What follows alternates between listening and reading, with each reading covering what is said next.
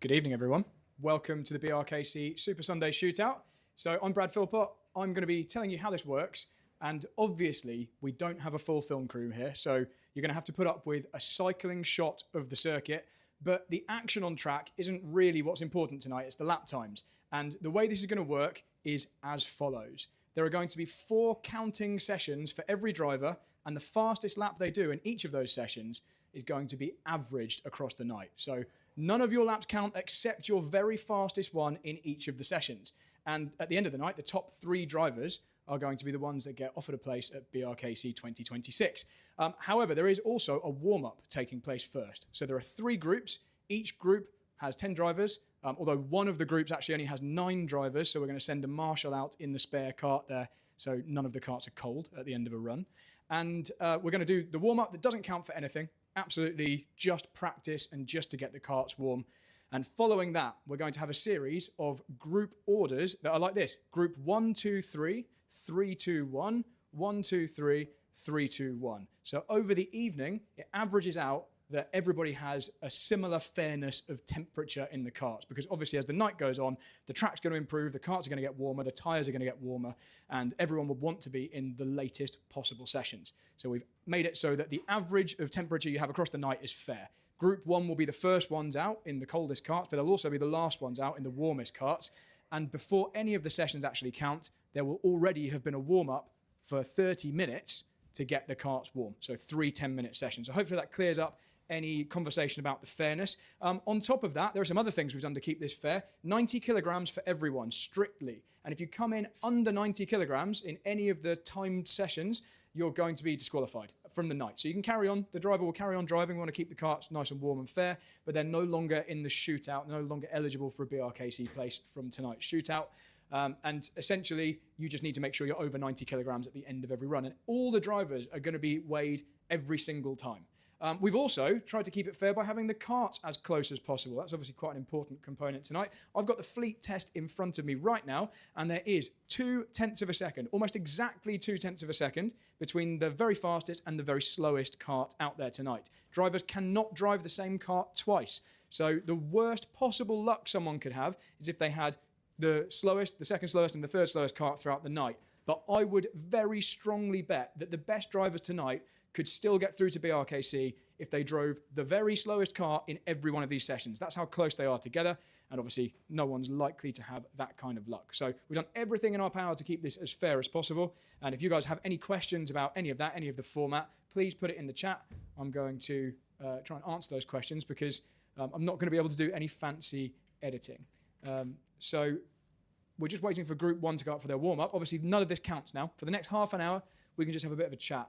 I'm going to stand here and watch. We're going to see the lap times come in. This is going to be our first indication of how fast each of these drivers are at Formula Fast and who's likely to be going through to BRKC in January. But bear in mind, the first session here, the karts are very cold. There have obviously been sessions here at Formula Fast during the day today, but not specifically these 10 karts. So there'll be 1 or 2 of these might have been out this afternoon, but there have been family sessions, all sorts. So it's really from now onwards that the serious sessions begin, and this is where the racing line is going to be cleared up. This is where the karts are going to be really heavily warmed up by fast drivers. So I'm looking forward to watching this. There are going to be periods where I'm not talking because there won't be that much to talk about all the time. But as I said, please send in your questions. I'll try and answer them. We've got 32 people watching. This is a very last-minute stream here. So thanks for joining us here. This is the first time we've done this. So I think it's a nice addition to BRKC. The fact you can win your way into the competition if you didn't get in the driver announcement a few weeks ago. So who's your bets on? Who do you think is going to get through looking at the groups we've got here? Give me your answers. And where are you watching from? Do we have any of our foreign contingent, any of our European drivers, or any of the guys from the USA watching tonight?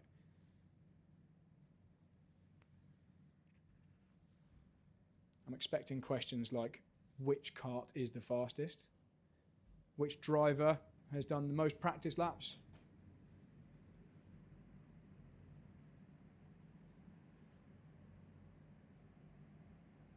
Getting my director to remove the groups from the screen.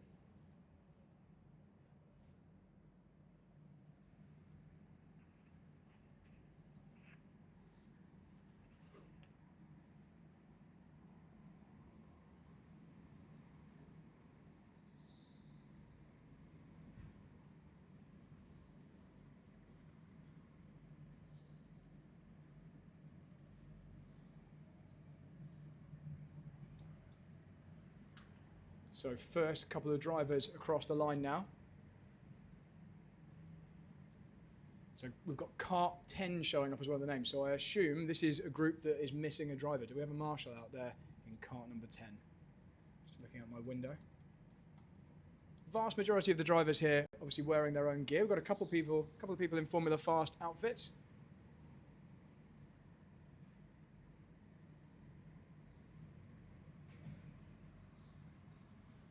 So it's kart number 11 there of Kobe Koslet, who's leading at the moment. Expect these times to drop dramatically as the temperatures come up. Oh, we've got some contact going into the final corner there. A couple of drivers coming together. So remember, none of this counts. In fact, for the next 25 minutes or so, nothing counts. This is just a bit of an insight into who's going to be doing well later in the night.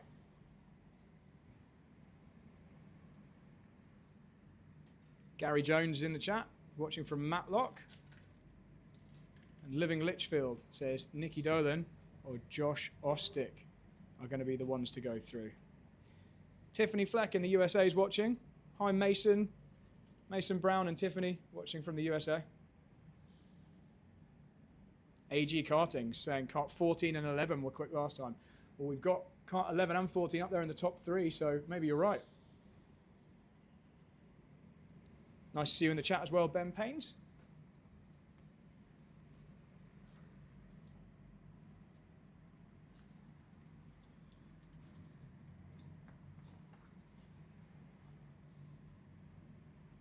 And hello, LL77 Racing. Right, so it's now, and I'm going to butcher some of these names, apologies. We've got Kalen Beddoe up to the top in number 17. So we're down in the low 32s now. It's pretty much what we'd expect. How long is it going to take to get into the 31s tonight? Is anyone going to get their kart into the 30s as the night goes on? So we've got two people in this that aren't showing up with names, kart 19 and kart 10. See if I can look out the window and figure out who they are. Kart 10 is definitely one of our drivers, so kart 10 isn't a marshal, unless we've got a marshal in some pretty fancy gear. Let's have a look at kart number 19. Number 19 could well be a marshal. Full Formula Fast gear in kart 19, so that one might be. It's a fast marshal if it is, 32.33 from them. Dave Shopler's got his eye on Kobe Koslet. Mason Brown thinks we'll be in the 31s by the end of this session. Hi, Chris Ball. Welcome to the live stream.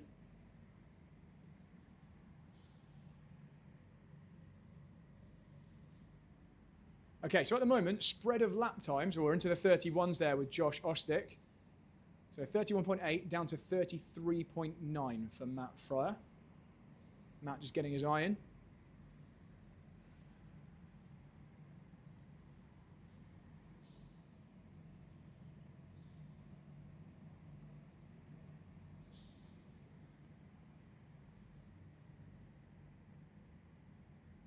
So there's a couple of names in here I don't particularly recognise. Got quite a few newcomers to BRKC this year.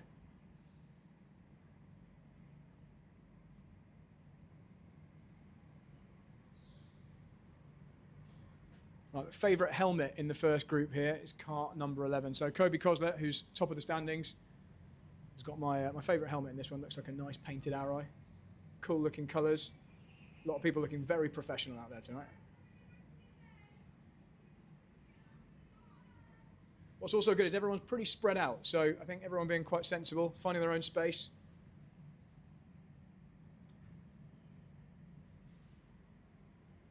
And now we've got several karts into the 31. So 31.7, 31.8, 31.8. So top 3 separated by, well, I was going to say 1/10 of a second, but Kalen Beddoe's just gone to the top with a 31.698. Still pretty tight though.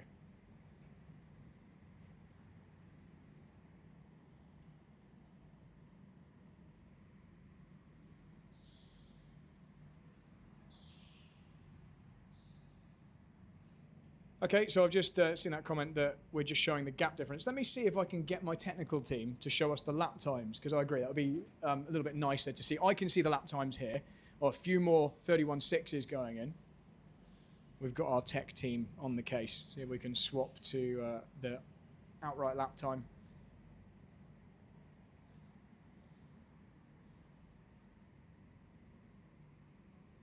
There we go, guys. So we're reading the comments and evolving with your feedback, so thank you for that.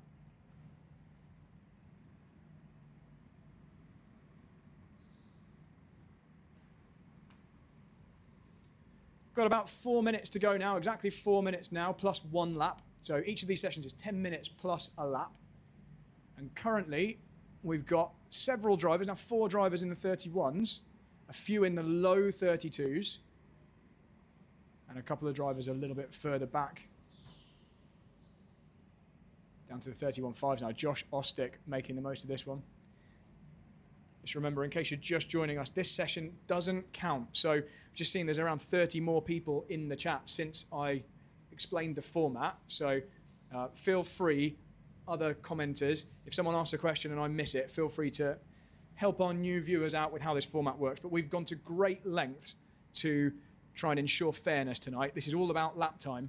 And so it's very, very important that everyone gets a fair shot at this tonight because the differences are likely to be extremely small. And if you'd like to share the stream to your karting followers, please do. Let's get a few more people subscribed to the BRKC YouTube channel.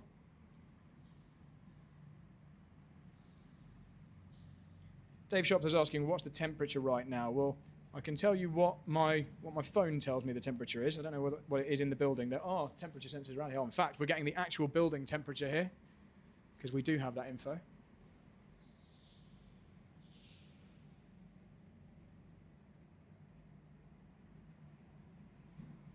So track surface temperature is 10.2 degrees.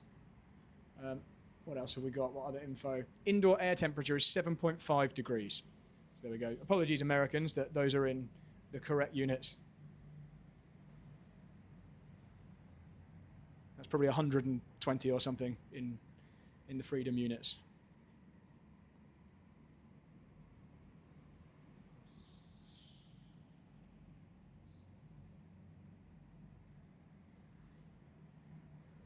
Okay, we've got quite a group of karts together now crossing the line, so a little bit bunched up here across the finish line. Again, just to reiterate, this is just warm-up. We've got 3 sessions here, 1 session for each group, just to get the drivers and the karts warmed up. So when we start the sessions that count, it's already minimized the temperature difference between the start of the counting runs and the very last one at the end of the night. But the order of the groups has been taken into account to try and ensure fairness as well. So if you're just joining us, the group order is not going to remain the same through the night. It's going to go group 1, 2, 3, 3, 2, 1, 1, 2, 3, 3, 2, 1.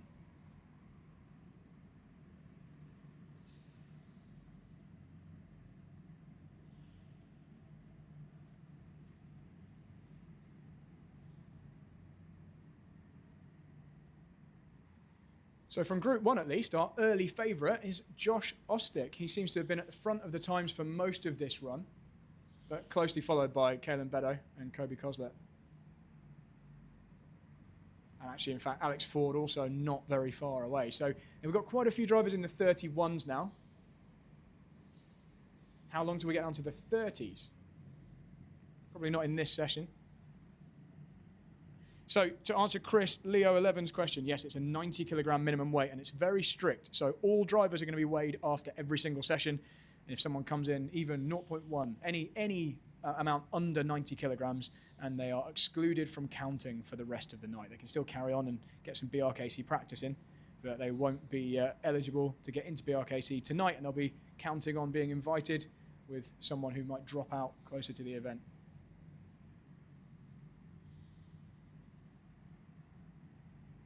If I pronounce anyone's names incorrectly, guys, feel free to correct me.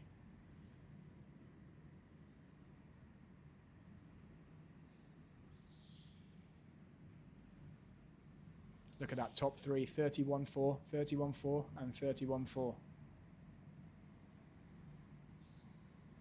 So fastest sector 1, that's the first half of the lap, is Josh Ostick. Fastest sector 2, the second half of that, is Kalen Beddoe. So Kalen going to the top of the times there with a 31.250. That's courtesy of his exceptional second sector. He's done that second sector in 11.1 seconds.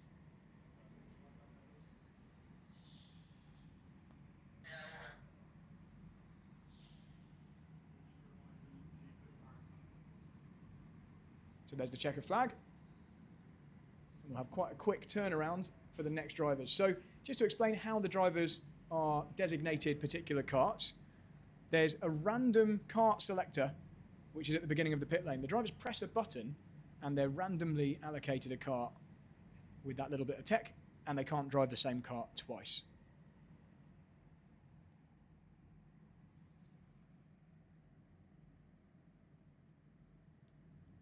What's the fastest lap around here? Off the top of my head, I can't remember what the lap record is. The lap record holder is in the building tonight, though. I saw him a little bit earlier on. If anyone remembers what the lap record at Formula Fast is, feel free to pop that in the chat.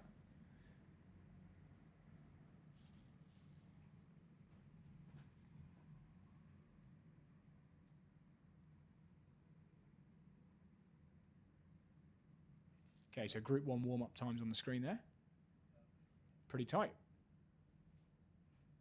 So certainly 1 second between the top 9 there, just under 1 second. So nice and tight. Expect that to get much, much tighter as the evening goes on.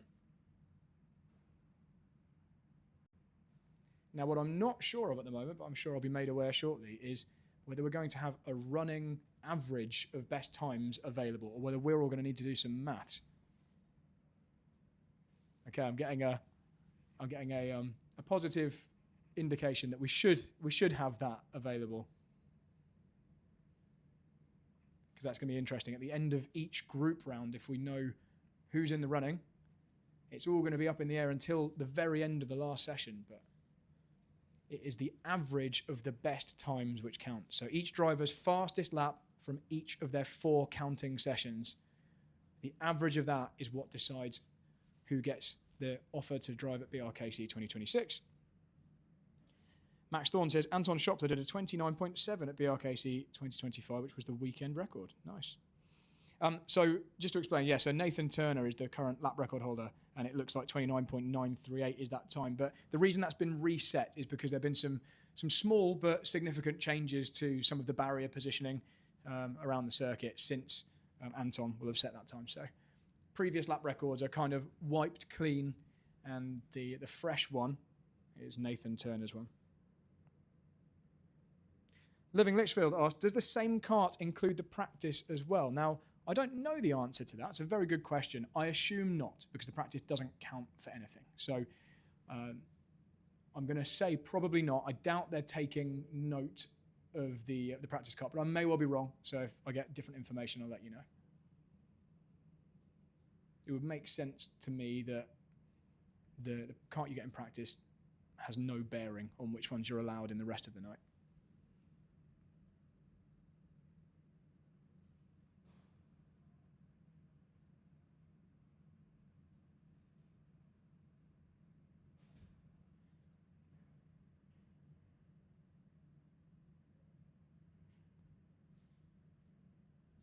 So Group 2 just about to head out of the pits. We'll get the screen changed in just a moment. I'm afraid I don't know how to work this tech here, so I'm relying on my glamorous assistant to swap the screens for me. Glamorous assistant being Phil Stanley, the owner of the circuit. Very glamorous.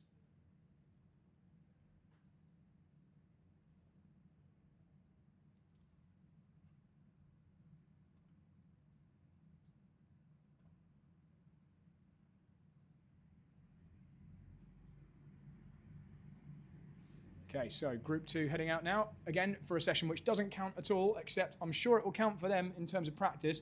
They're going to be using every single corner of every single lap to get fully up to speed with BRKC Super Sunday Shootout. So a few more unknown drivers here, and a few very well-known drivers as well. Who's your favourite in this one? Who do you think is going to go through from this group? I can see a BSR driver suit down there, so BSR always in contention. Now, I'm going to attempt this driver's name. Is it Huey Morehouse Evans? Someone from BSR can correct me if that's wrong.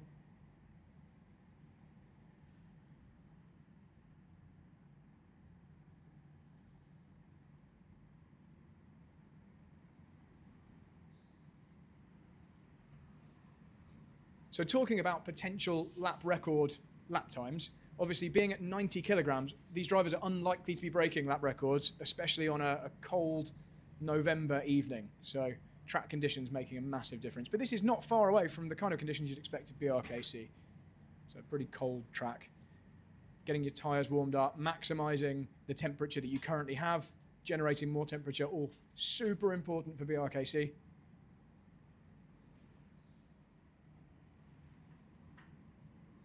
So Chris Leo says Owen Stern should make it. Let's see, so they've done their first laps. Now these times should be quicker than the first group because obviously the karts are now pretty warmed up. They've done 10 minutes of running. So we're immediately down to the 31s. And it is our BSR driver there in kart number 11 with the fastest time so far.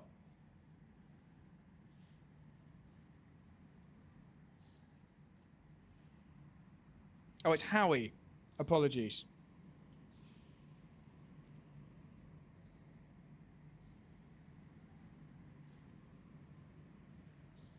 So still Howie Morehouse Evans down in the mid-31s.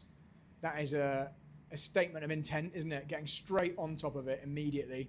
And then Nick Simiska in second. So 2 drivers into the 31s. Track getting ever cleaner. So it's interesting how it works on a slippery concrete surface like this in indoor karting. Those of you who are very familiar with indoor karting will know all about this, but running on hard rental tyres, they don't form a sticky, molten layer of rubber on the tyres. You don't melt the slicks like you would on some racing slicks. They do warm up, they're better when they're warm, but the surface of the tyre beads off in tiny little micro marbles, little bits of dust, which then sit around the circuit and are slippery when you drive on top of them. And obviously the racing line, the bit they're all driving on the most, gets cleaned up and there's more grip when there's not lots of tiny little marbles. If you were to walk around the edge of an indoor track like this and run your finger along the track, you'd see a black dust, a little black rubber, fine mist of dust. And that's why these fast sessions with lots of fast drivers on very similar lines tend to get quicker and quicker and quicker. Add to that the track temperature increasing with lots of karts going round with increasingly warm tyres, and you've got a recipe for faster and faster lap times.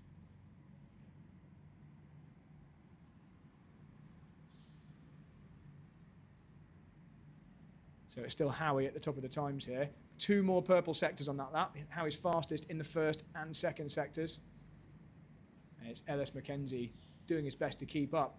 Ellis and Nick there, pretty similar times, both within a couple of hundredths of a second of each other. And now we've got another driver in the 31s, Thomas Krakowski.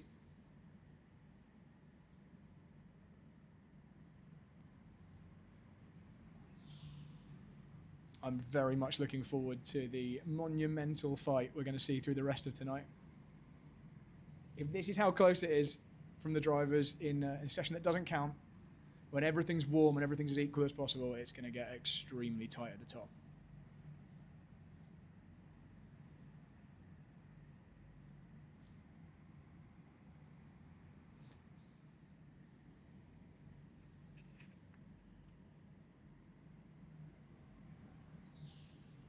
So 5 minutes and 16 seconds remaining of this session. Got a few more drivers that need to get their times down into the 31s.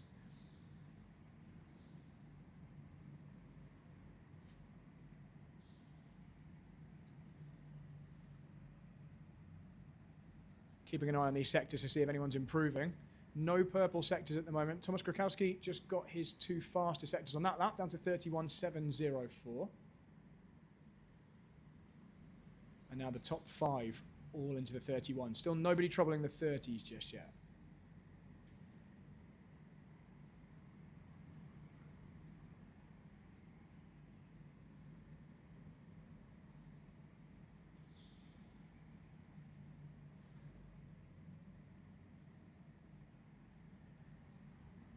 Okay, there's a swap for second position. It's Thomas Krakowski again, 31.6. Getting ever quicker. That was another 2 green sectors for him. He did his best in both of those.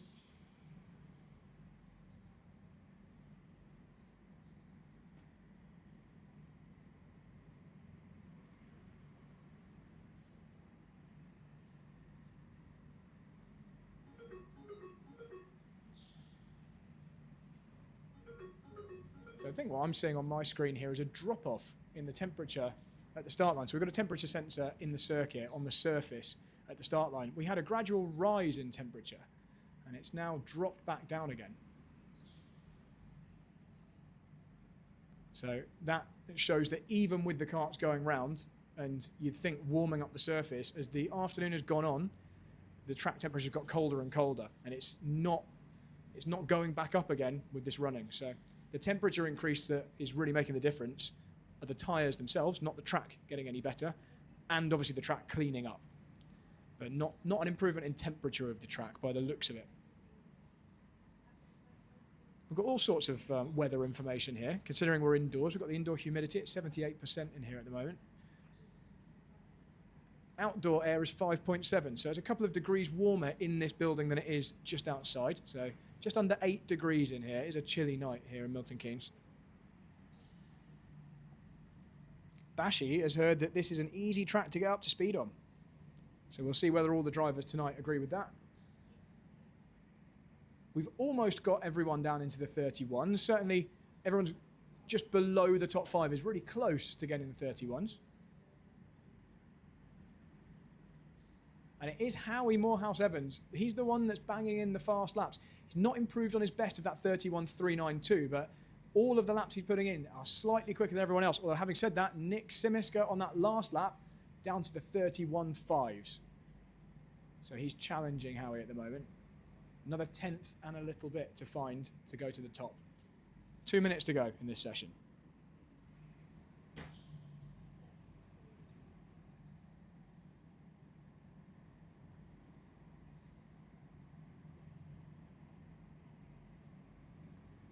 So Bashi saying, I haven't entered this because it's too close to BRKC and wouldn't have had practice. I assume you mean for the shootout rather than for the main event. Still plenty of time to practice for main BRKC. I doubt most people have started their practice yet.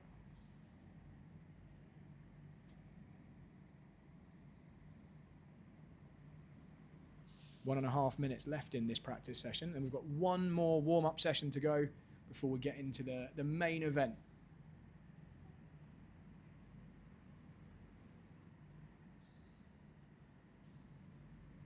Ellis McKenzie up to second place, just 0.08 of a second quicker than Nick Simiska, and just over 1/10 of a second away from Howie Morehouse-Evans' best time. Joshua Williams moving up the board. Nico Oktaras, apologies if I'm pronouncing that wrong, into the 31.8. So most of the drivers now into the 31s.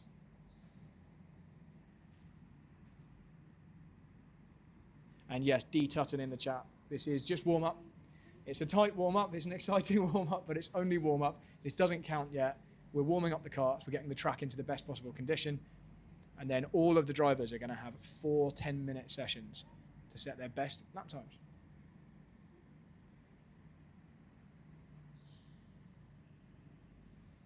Thanks to everyone for joining us tonight. Glad there's nothing better on the TV to watch. Shameless plug, if anyone wants to watch my latest video, check out my YouTube channel. It just came out tonight publicly, so have a look at that. It's called The Incident. Just search for Brad Philpott on YouTube, give me a view, give me a like. But do that after this is finished. You can keep watching this. We've got a little slipstream battle going across the line here. We've got 4 karts in a row. 1 second remaining. Checker flag will be coming out shortly.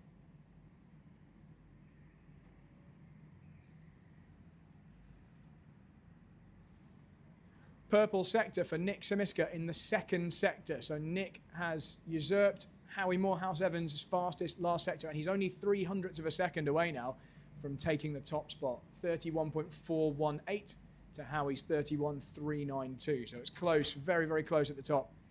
Howie got on the pace early, and then it's just been gradually caught by the rest of the top 4. He has remained at the top, and the checker flag's out. Drivers just completing their final lap. We've got a green first sector for Nick Simiska. It crosses the line, doesn't go any quicker, but very close. 31.5 was his final lap.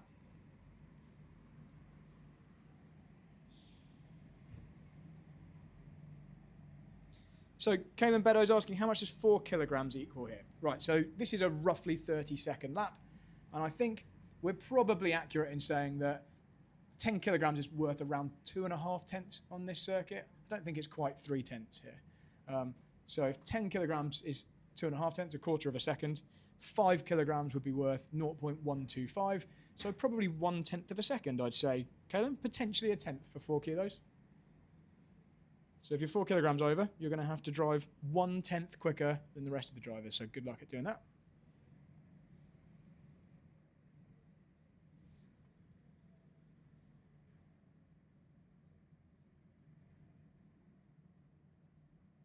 So D. Tutton asking, how many go through in the end? So the top 3 drivers at the end of tonight in terms of fastest average lap. So the average of their top 4 times, so the time from each of the 4 sessions they do, they will go through to BRKC 2026, assuming they accept the invitation, that is. So the top 3 will be offered the places.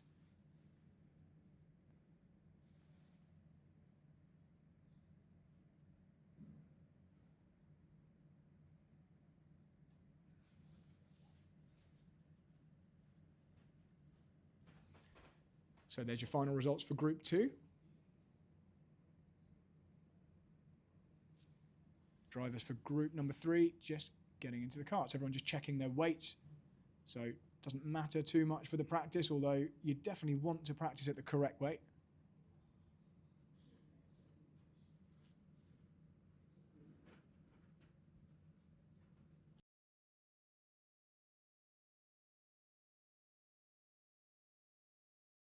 If someone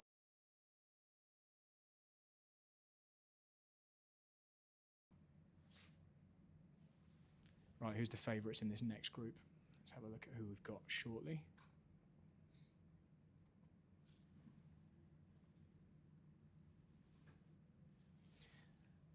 So we've got Alan Shortfall, Arthur Langley, Isabel Thayer, Kai Ferner, Mitch Rayner, Nikki Dolan. Nikki Dolan was noted as someone in the chat earlier.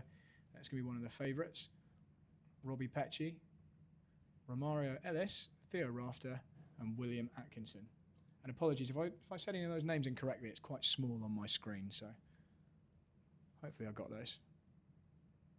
Now, in theory, these guys are going to have the best of the warm-up conditions. So this group should set the fastest times of the warm-up. But let's see. We're looking for very low 31s.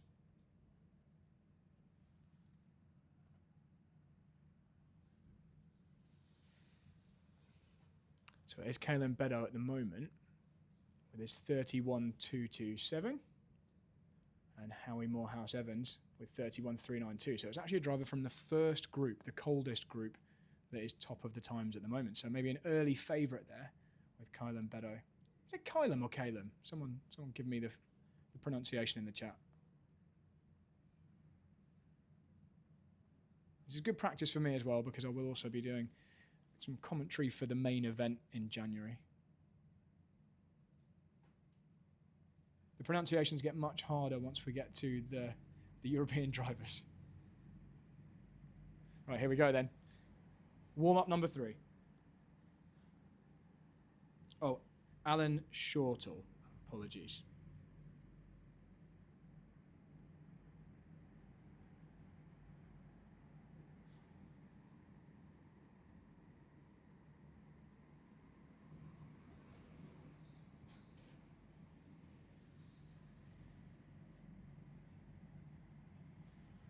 So first across the line in the number 14 car is Robbie Pecci.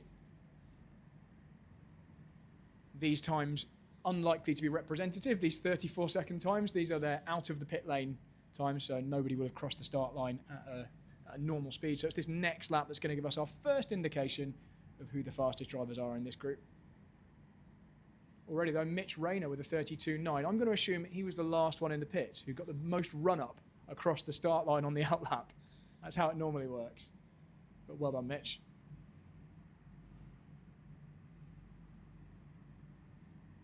D. Tutton asked, how many rounds of the Tillotson UK Championship are there? Can't remember. I think it's 6, with some additional special events.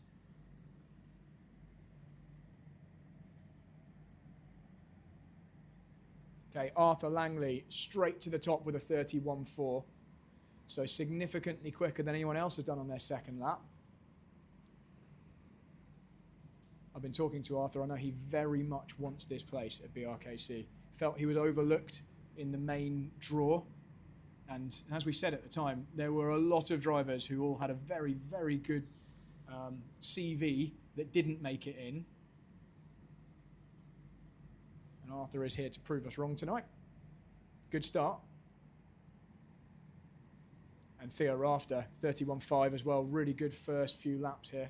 As we said, the warmest karts of the warm-up so far. So these guys are benefiting from the best track conditions and the best kart conditions. Let's see if they can get to the fastest laps of the night so far. 3 drivers into the 31s. Robbie Petchy moves his way into 31.9. And Arthur Langley goes slightly slower actually on that lap. Must have been overtaking someone. 1.5 seconds off that time. See if I can spot Arthur out there.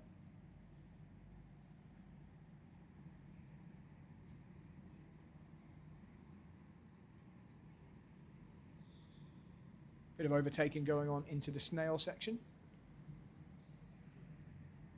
I think they're shortly going to spread themselves out. Right, so yes, I can see Arthur now. He's got a little bit of clean air this time. Crossing the start line in the purple suit. 31.48, 200 slower than his personal best, but he got his fastest final sector. Very competitive, 11.220, and there's still 7 minutes to go of this session. So plenty of time for these times to come down. Okay, the top 5 all in the 31s now. Nobody slower than a 32.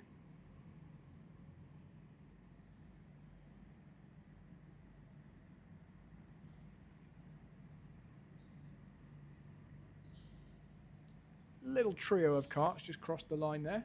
Nicky Dolan, Kai Ferner and William Atkinson. They're going to get in each other's way. I'm just keeping an eye on them around the circuit. You could get a nice slipstream, or you could be held up in a braking zone. So if you catch traffic at just the right time, that's great. Let's see. Who is it that's stuck? Yeah, no, there is a little bit of traffic. So it's the number 10 kart, Nicky Dolan, yeah, being a little held up, although having said that, now the 17 kart of Kai Ferner actually pulled away. Yeah, they're in a real tight trio, those 3. Nobody able to overtake. Okay, Kai's actually just let Nicky through. Wants some space. So down to a 31.365 from Mitch Rayner, top of the times now. Fastest sector 1. But the fastest sector 1 now goes back to Arthur Langley, so 20.022.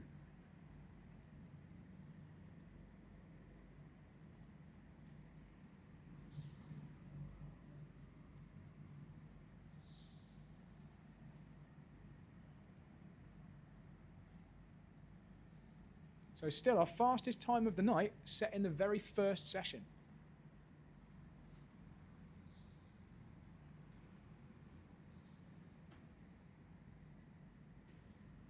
Five minutes and 13 seconds to go for these guys, see if they can improve. Now really, thinking strategically, it's probably in their interests to drive around gently. So the next guys have got the coldest possible karts, but I'm sure they won't be thinking of it like that. They'll be using all of this time to try and perfect their own driving. Theo Rafter to the top of the times with a 31.267. Is that the quickest time we've seen tonight? It's not far off if it isn't. And still 4.5 minutes to go to improve further.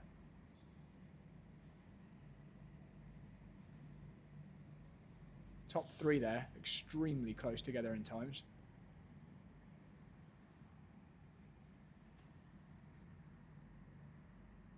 So just to be clear, it's not the fastest driver of each group through the night that gets the place. It is all of the times merged together and the top 3. So you could have 3 drivers from the same group who all go through. That's to obviously avoid any advantage or disadvantage that you could have from being in a theoretically weaker or more difficult group. So you are against everyone tonight.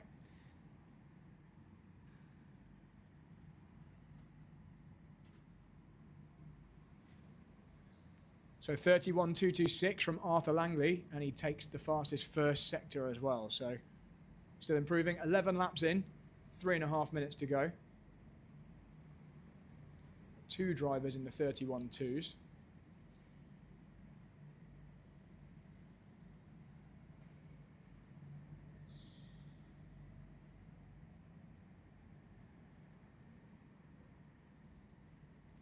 Fastest second sector still with Theo Rafter. So top 2 drivers there sharing the fastest half of the track with each other.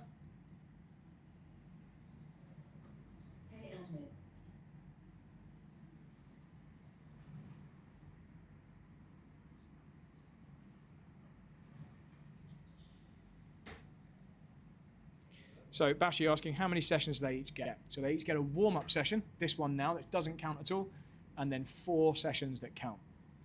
And it's just the fastest lap they do in each of those sessions that counts at the end of the night.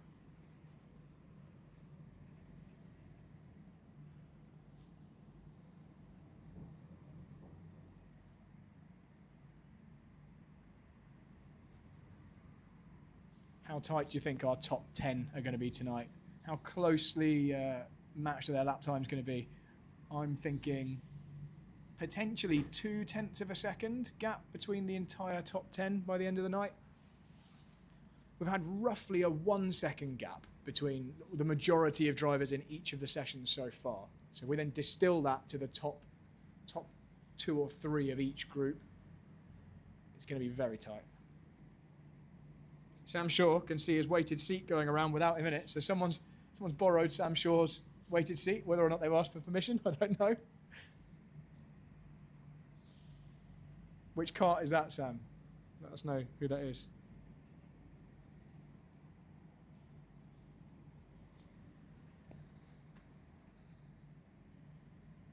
One and a half minutes remaining now.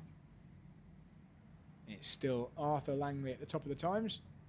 He's found himself some clear air. Another very good lap time there. Neither of his sectors were his best, but still a 31.2. That lap would have been good enough to put him second overall anyway. Almost every driver now into the 31s.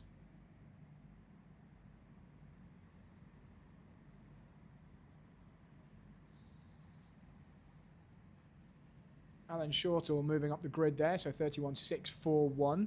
Puts himself 5th.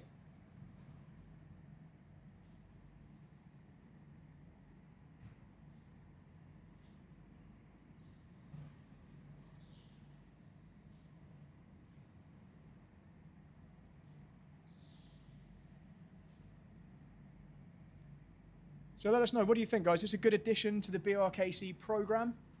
We had our first driver announcement, our reveal of the drivers who had earned their spots based on CVs, among other things. That was revealed a few weeks ago. We've now got this couple of new additions to our normal BRKC build-up. We normally have the heat announcement, which heats you're in, who you're racing against. That comes in the new year. And obviously there's plenty of practice going on before the main event, but we don't normally do this. Do you think we should keep this in? Now under 1 second between all of the drivers out there. And the checkered flag's going to be coming out shortly.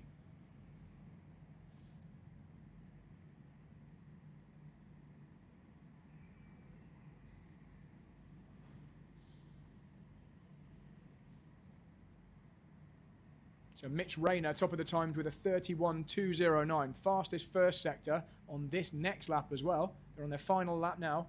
31.166. So fastest time of the night so far goes to Mitch Rayner. Followed around half a tenth back by Arthur Langley.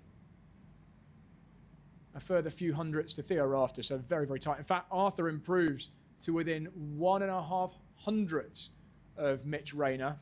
31.18. to a 31.166, so really close at the top. So our 2 fastest times of the night there set right at the end of the 3rd warm-up session, which is exactly as you'd expect. Sam Shaw says his seat insert is bright orange. Okay.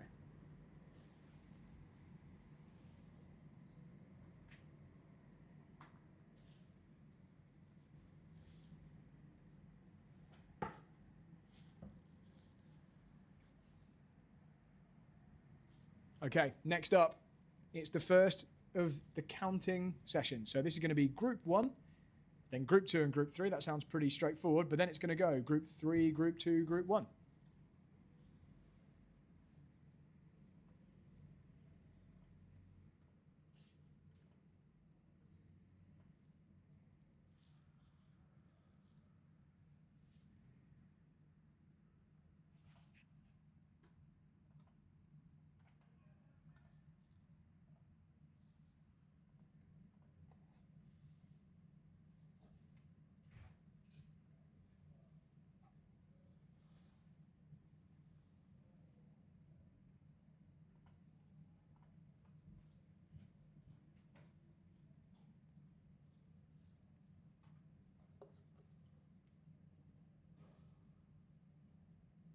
Okay, so Sam Shaw saying it was Romario Ellis that was borrowing his seat for the night. Very kind of you, Sam.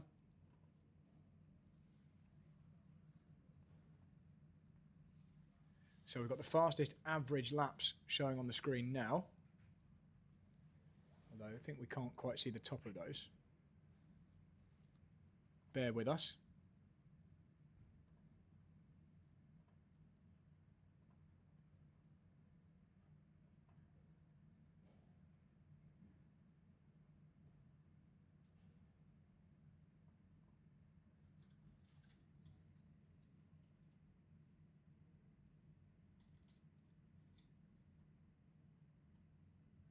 There we go.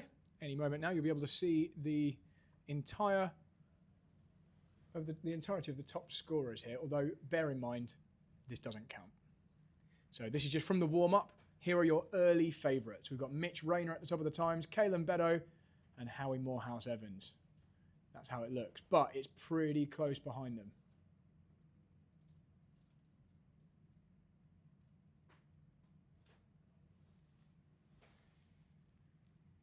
Just got a slight query with some of these times here, because the driver in 4th place has a faster lap than the driver in 2nd place.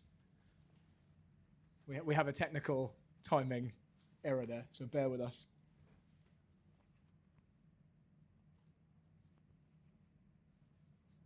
Ignore those last times. Not that they count anyway. Phil's on the case. The multitasking going on in here, you wouldn't believe. The amount of concurrent pizza eating and technical assistance. Phil's working 4 different computers at the same time. Right, here we go then. For the first session that actually counts, group number 1 out on track.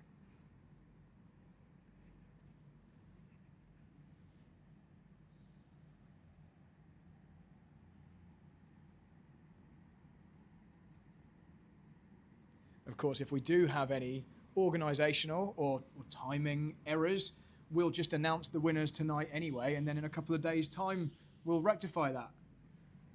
Of course, we won't do that. That's a little in-joke about other karting series. We will make sure everything is fully right before anything's announced tonight. Group number 1, relatively spread out. There's a little trio in the second half of the 10 drivers here that are just getting a little bit closer together. And it was your earlier favourite, Caelan Beddoe, who's at the front. He's at the front now as well, but here come the laps that are going to be a bit more representative. So all their out laps are done. A couple of drivers clearly doing really slow out laps to try and get some space, and Caelan straight in the 31s.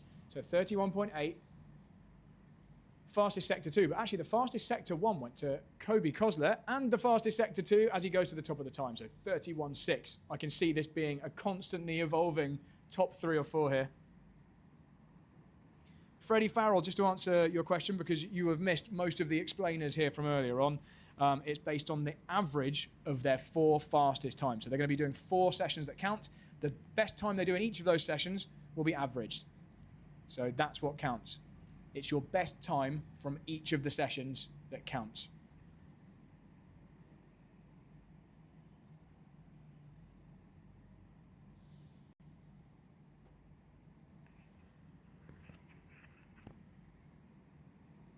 Miss Monday night, and can I get a hooyah?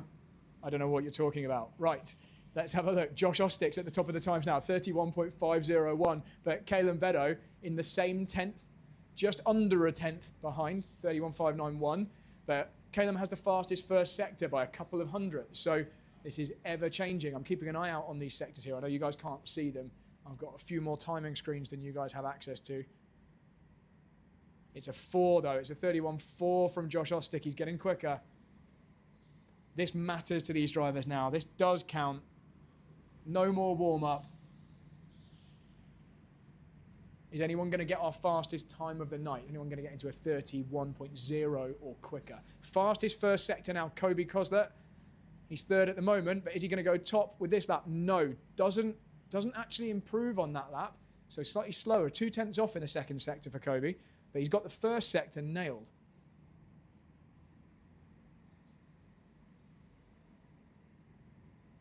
Top 4, all looking pretty close together, within a couple of tenths of a second of each other. Everyone else has got some time to find, but Toby Hazel has the fastest first sector now. So could Toby Hazel be going for a fastest time now? He's going to be crossing the line any moment now, and he moves up to second position. So 7 thousandths of a second off the top spot. That is a statement of intent. Fastest first sector, very, very nearly fastest second sector as well. And these drivers will know what position they're in. They'll know what their lap times are. All these karts have lap timers fitted to the dashboards, onto the steering wheel. They've also got 2 screens around the circuit showing them what their lap times are. Those of you who have been unfortunate enough to hear me blabbing on over the years will know that I'm a big fan of knowing what your lap times are as you go around. I find it very frustrating when you're at a kart track and you've got no idea what your times are. You get a lot more value when you know whether or not your driving change has elicited a lap time change. So Formula Fast here, got all angles covered, steering wheel and 2 screens around the track. 31.301 for Josh Ostick, but Toby Hazel has the fastest sector 1 again. He's coming up to the line shortly. Could he go top? He's been demoted by Calum Beddoe. As Toby crosses the line, doesn't improve. It's very tight, but he does have the... Well, oh no, and now Kobe Koslet's got the fastest first sector, 20.000. He's down in 5th place, but moves up to 3rd as he crosses the line. The top 3, all on a 31.3 now. This is what we were looking for tonight, and this is just one group of drivers. So it's going to be even tighter as we go through all the rest of the groups. 1.5 tenths separate the top 4. Top 5, 1.5 tenths separated that now. Alex Ford with a 31.460. Constant improvements.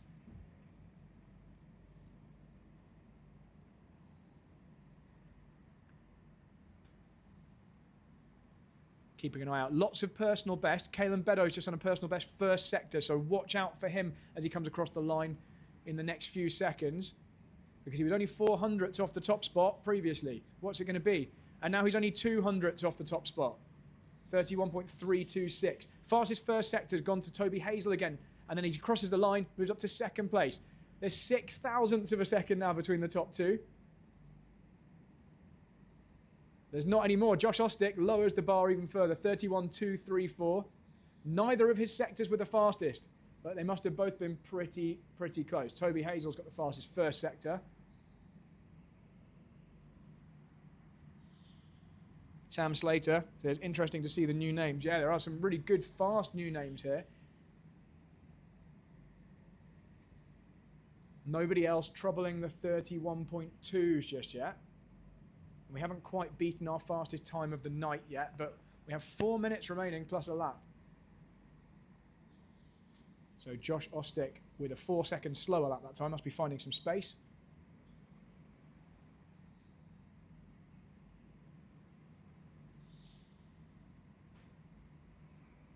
I'm looking out for improvements. No green sectors on this lap, no purple sectors.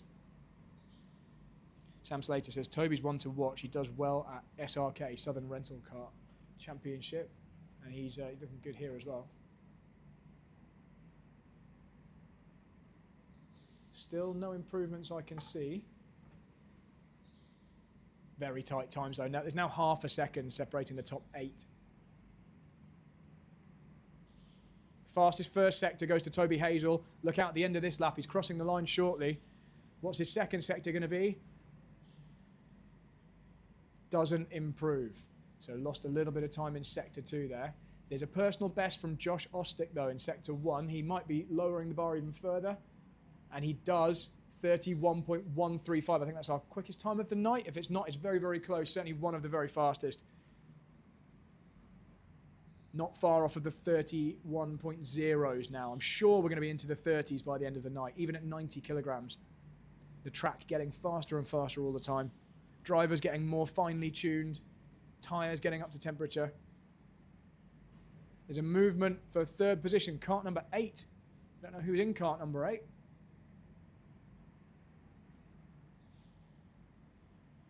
Is kart number 8 a marshal?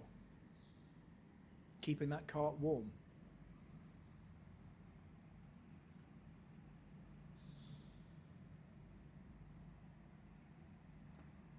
So Max Thorne says 21's a rocket, but I've got the fleet test in front of me from today.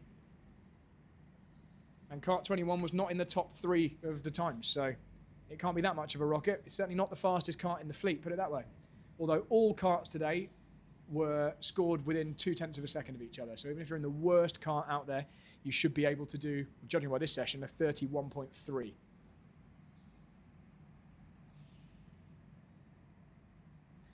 Crossy Toad asked, what's a great sector time here? It really depends on the temperature, and that's going to be just changing all the time. But certainly 19 point something for the first sector is really, really good, and a very low 11 for the second sector.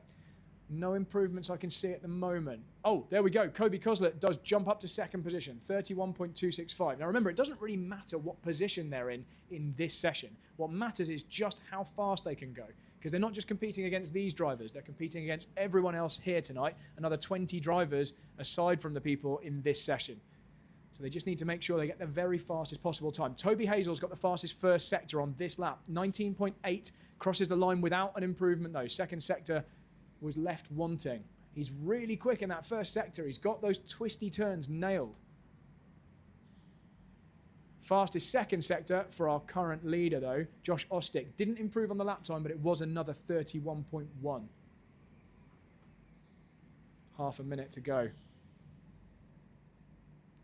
So kart 8, I can only think, I'm going to have a look out the window. Kart 8 is someone in full Formula Fast gear. I'm going to assume that's a marshal. Yeah, it is. I'm getting a nod from Phil here. So that's a member of staff here, a very quick member of staff by the looks of it, keeping that kart warm. We're missing one driver tonight. We've got one spot where a driver didn't turn up. So we've got 29 drivers in total, and we don't want one kart sitting in the pits getting cold. So it's circulating with all the others, so it's fair for the next driver who gets in.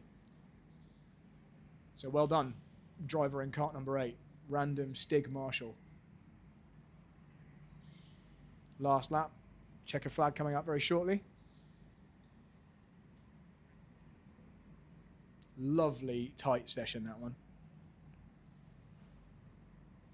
An improvement there from Kobe Koslet at the end, 31.171. So we've got 2 drivers in the 31.1s. Can anyone else do anything on this final lap? Almost everyone in the 31s.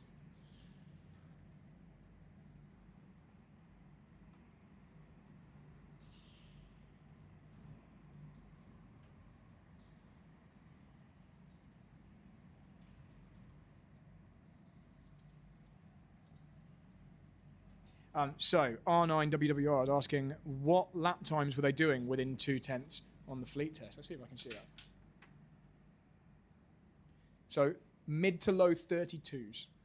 Obviously, the fleet test didn't take place over an hour in each kart, so many, many fewer laps than that. And yeah, much colder track.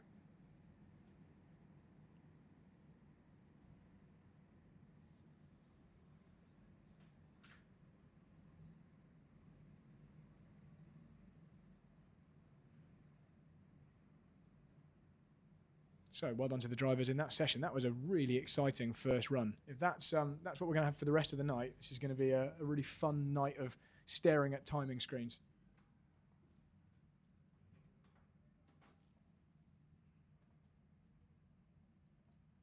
Thanks to the 54 people in the chat here. Please, whilst we're waiting for the next session, give the stream a little like. If you fancy sharing it on your socials, that'd be awesome as well.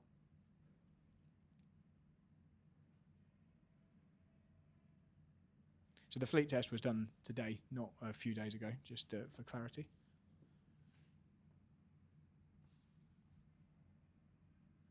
Right, so first blood to Josh Ostick. And Josh was singled out by some in the chat as someone to watch out for.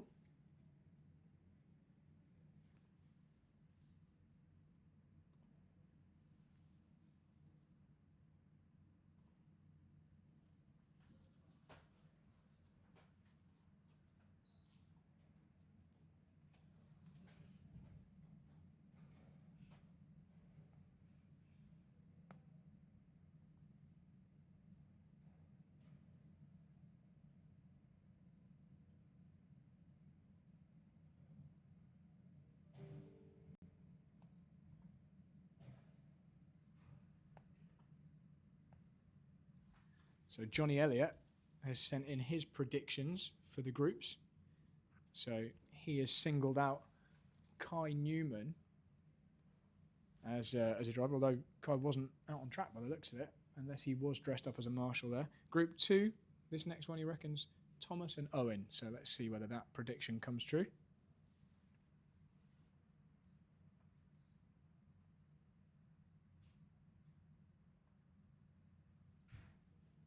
Crossy Toad, it was a very close session. We're going to see more of that. I'm still looking for a 30-second lap.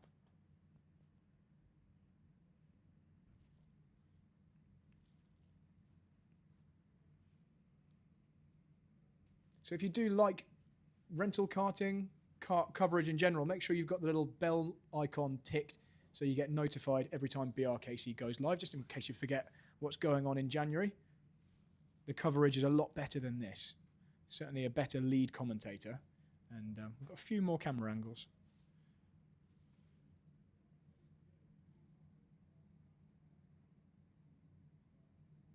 Lots of improvements going on at Formula Fast as well in terms of the building.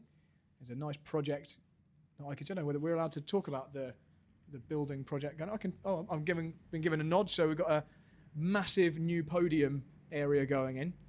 About 10 times bigger than the normal podium here. I think we're going to have some special effects for that as well. Right, we're on to Group 2. Got one driver at the very back there. I believe that's Howie, hanging back to give himself as much space as possible. So yeah, Howie Morehouse-Evans, one of the fastest drivers from earlier on in the night. So this is the outlap. This one won't really give us a representative score. Another driver going very slowly around the outside of the flat-out left-hander, giving himself some space. That's the number 19 of Owen Stern. So these times across the line, good as they are outlaps, so they're not going to be the times that count. We're about to get our first indication of who the favourites are.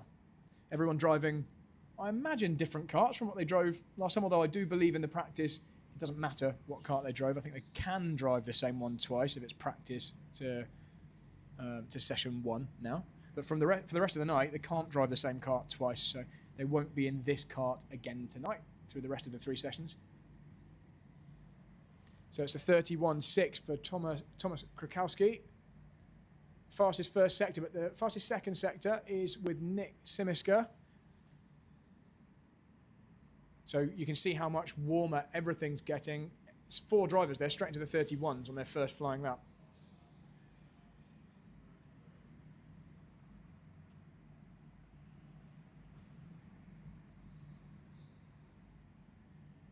And to the top of the time, look at that, 31.2 on his second flying lap there with the 2 fastest sectors for Nick Simiska. That's rapid, that's very fast. Ellis McKenzie showing well. Lots of drivers in the 31s.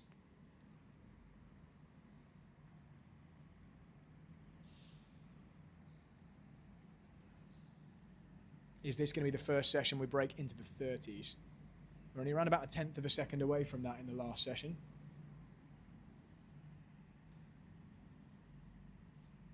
So, can I get a who you are? Asks, Brad, from experience, when setting lap times, is it worth giving gaps or trying to be within a couple of kart lengths of similar pace people? Well, if you can stay within a couple of kart lengths and maybe slightly close in on the kart in front without being held up, that's probably ideal, as long as they're not distracting you, holding you up in any way. It's obviously always good to benefit from a slight tow, but with the very late braking into some of these corners, certainly the hairpin at the end of the main straight, it's pretty tricky to follow that close without your times being affected unless they really are a very similar paced driver to you. So I think really for tonight's session, with a slight spread of driver abilities here, it's not a massive spread, but there will be some differences. I think I would want clear air. How was Kartmania today? Don't know, Jamie Moore. I wasn't there today. I was there yesterday morning, though, and it was good. Got a video coming out on Wednesday about Kartmania. Thanks to everyone who came and said hello. So 31.241 for Nick Simiska. But the fastest first sector is Owen Stern. He's down in 5th place. Looks like he's probably going to move up from there if he can get the second sector together. Howie Morehouse-Evans up to 4th. Constantly evolving scoreboard here at the moment. Bashi says, is there any difference in learning these karts compared to a team sport kart? Well, I guess that would depend on which team sport kart, because there's quite a broad range of different ones. Whether you're talking about an electric biz or an electric sodi or a petrol biz. I don't know, I think there might even be petrol sodis, so I guess it would depend which one. These are going to be most closely aligned with a petrol sodi, because that's what they are.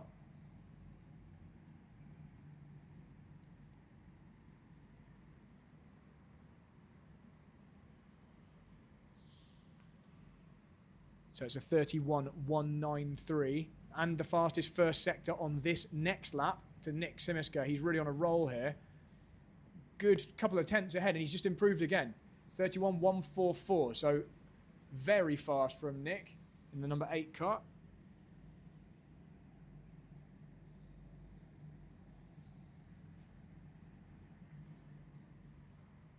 Still not far away behind Nick. Ellis McKenzie, Howie Morehouse-Evans, and Thomas Krakowski. They can all do something if they just squeeze another couple of tenths out of their karts. 5 and a bit minutes to go. Plenty of time for this to all change around.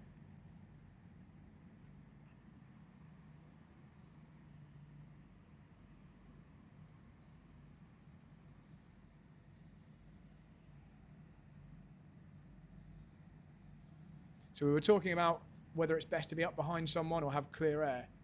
The number 19 of Owen Stern was tucked right up behind Howie Morehouse-Evans. They're still pretty close behind, about 1 kart length gap. So maybe that's quite a clever strategy there. Close in over 1 or 2 laps using the slipstream and then drop back again to give yourself some space.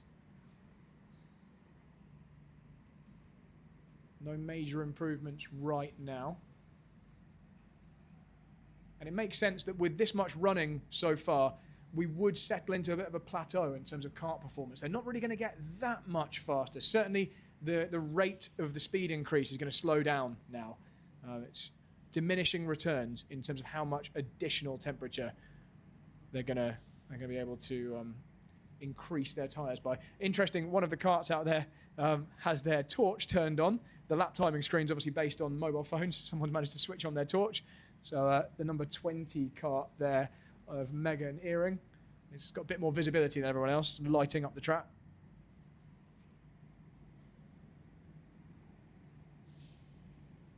Finley GS asked me if I watched one of those other indoor series and what are my thoughts. Probably best I don't say anything there, Finley, but I hope you enjoyed it. Nick Simiska, first person into the 31 zeros of the night with the fastest sector 2, a very fast sector 1, 31.099. So really is the favourite in this session. He's been clear for the entire session, really. Ellis McKenzie, though, following up. A couple of tenths behind, just under 2 tenths.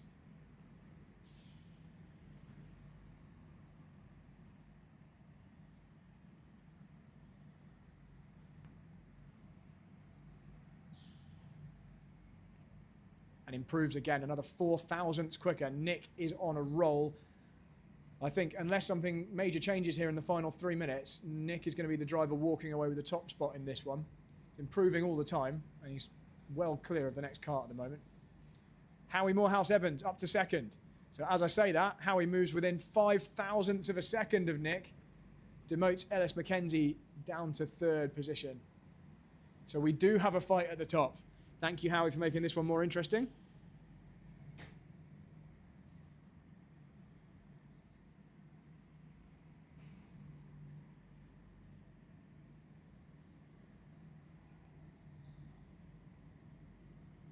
Miss Monday Night says, my boy is doing well. Smashing it, Nick. Saul, no it isn't. To answer your question,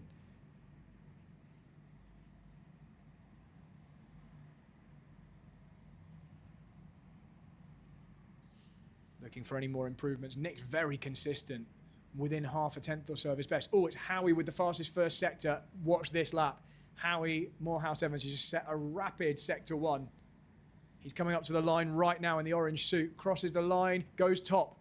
31.050. So 500ths quicker than Nick Simiska. Very fast. Didn't set a purple sector 2, but it was good enough to take him to the top. We're now very close to 30 second laps. 30.9 something. That's what's going to be next up. Only a minute and a half left to do it in this session, though. These are our fastest times of the night so far.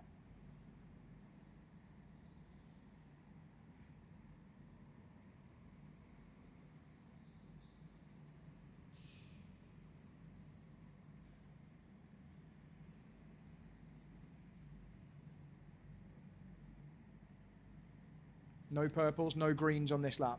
Oh, as I say that, Nick sets a purple sector 2 and goes top. So improves by 200ths. Oh, sorry, improves by more than that. Over half a tenth, but 200ths quicker than Howie. So goes back to the top. This is a real fight, but it doesn't really matter who's fastest out of these guys. If they're close together, they're both getting a good lap to add to their average. Obviously, you always want to be the top, and every 1,000th counts, but they're both comfortably clear of anything anyone else has set tonight. So they're looking good, these two. I think they're going to be quite happy with their first run that counts.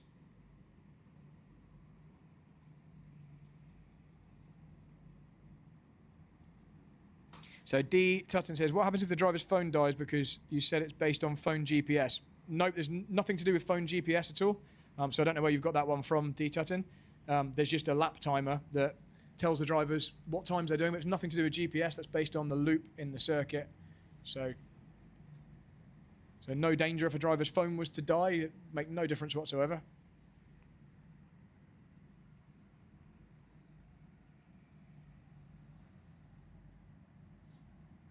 Yeah, so Dave Shopper, there's no GPS on these karts. We're indoors, so very hard to get a good GPS signal in here. It's all based on the timing loops under the circuit.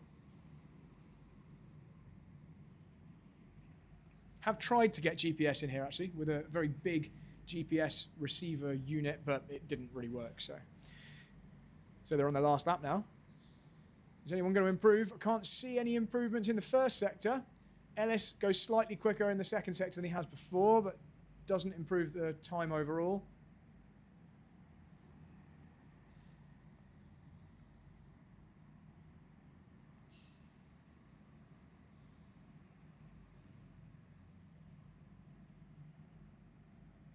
I think it's going to go to Nick, isn't it? By the looks of things. And Nick with a 31.065 to finish, but his fastest time, 31.023, is the one that counts. Closely followed by Howie Morehouse Evans.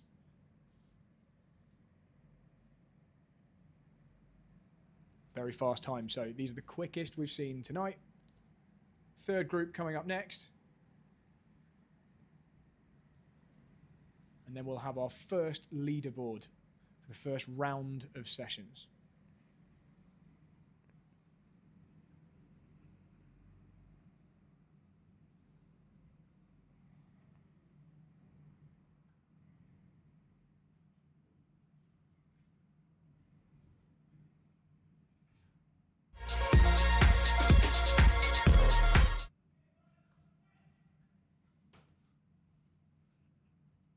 So interesting gap there to the third place kart. So the top two were really comfortably clear in that one. It's just a couple of hundredths between the top two, and then another 2.5 tenths to the rest of the field. So that's probably the most spread out we've seen from the front to the middle of the pack, although still well under a second separating the top 9 drivers there. So Ben Paynes reckons Arthur Langley's going to be doing a 30-second lap in this next session. Let's see whether that comes to fruition. Arthur was one of the fastest in the warm-up. Next drivers getting into the karts, fitting their weighted seats. Drivers who have just finished are going to the little Parc Ferme area. Everybody's being weighed after every session here. There's a real zero tolerance policy on coming in underweight. Everyone has to be 90 kilograms at the end of each of these sessions.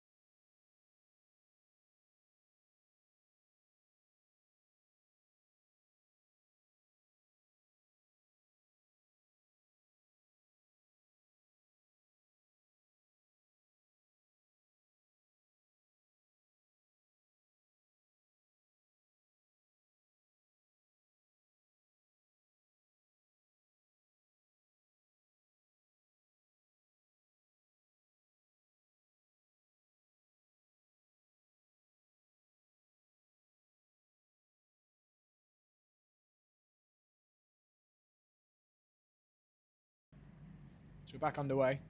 That was enough of a break for me to have half a slice of pizza. The drivers have just completed their out lap, so we're obviously in the 32s and 33s.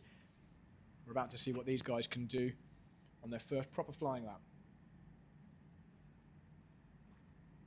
To answer a question I saw slightly earlier about female drivers here, we've also got Isabel in this session, Isabel Thayer, currently sitting second. Fastest first sector there has gone to Arthur Langley. He's on a quick lap.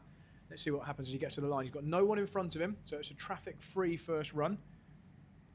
Robbie Petchy currently top, but there we go. Arthur goes to the top with a 31.4. D. Tutton asks, what pizza? It's a margarita. It's a Formula Fast special. We've got very good pizzas here. If you come to the BRKC weekend or any of the practice sessions, you can sample that for yourself. Highly recommend the pizzas. They're famous for it. Okay, another fastest first sector for Arthur Langley, a 19.90. That's quick. He is about to encounter some traffic. He's closing in on kart number 20 of Theo Rafter, who actually goes second. So there we go, 31.210. The top two are actually quite close together.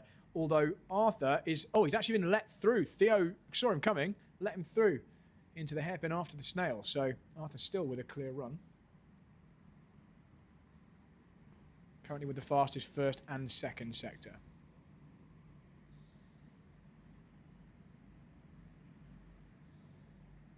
Lots of green sectors coming in. Second is Robbie Petchy, just moved up the board there. But Arthur Langley's miles in front at the moment. 4/10 in front of the next kart, 31.1. Someone called a 30 for this one. That might be about to happen in the next 7.5 minutes.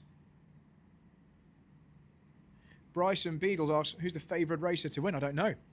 Chat, give us your favourite drivers. Who's going to, based on what you've seen so far tonight, who's going to win this? We've got 3 places.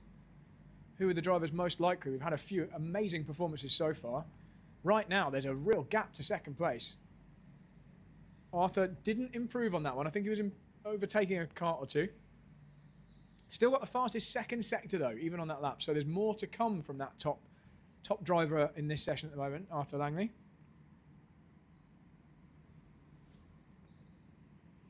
So Harley Smith says, Arthur is a track local. He lives in Brackley.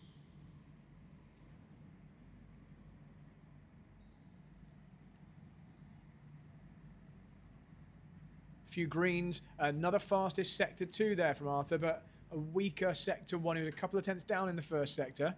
Didn't catch what actually happened to him there. Try and have a look out the window.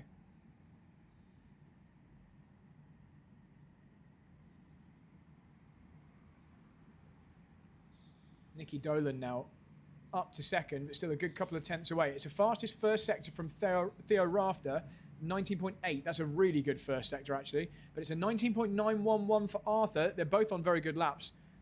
Arthur goes down to a 31.096. Identical lap to Theo Rafter, who only goes second, courtesy of having set the lap moments after Arthur. So the top two on identical lap times now. That's how tight it is in this BRKC 2026 Super Sunday Shootout. That is extremely close. Fastest first sector, considerably faster than I've seen so far tonight, has just gone to Theo Rafter again, so he might be about to go top if he can hold it together in the second sector. Doesn't improve. Both him and Arthur had slightly worse second sectors on that one, but there's potential to go even quicker. I can feel a 30-second lap coming up here somewhere. Still half the session remaining.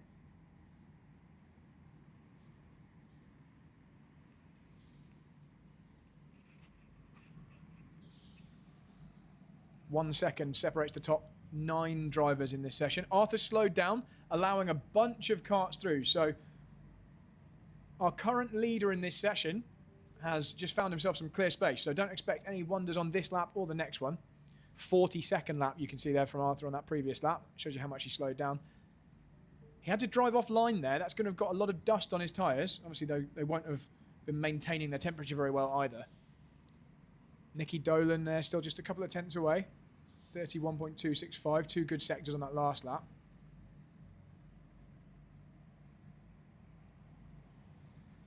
So Bryson's asking, what's the format for the races? So tonight there's no races. Tonight this is just a lap time shootout.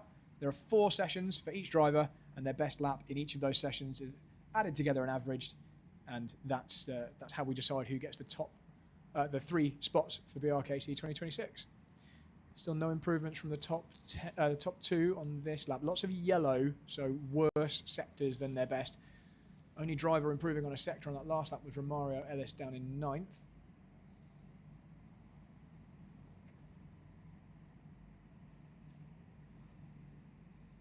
Maybe those 2 fastest drivers winding up. Here we go. So fastest sector 2 on that last lap for Arthur Langley. And that means this first sector is probably going to be good on this next lap. He will cross the line with some good speed. Can he separate himself from Theo Rafter? Theo's done a very good first sector, not quite a 19.8, so he's about a 10th off his own best in the first. Those top 2 drivers struggling to get back down to the times they did earlier in the session. We've got 3.5 minutes left in this one. Theo gave himself some space on that last one.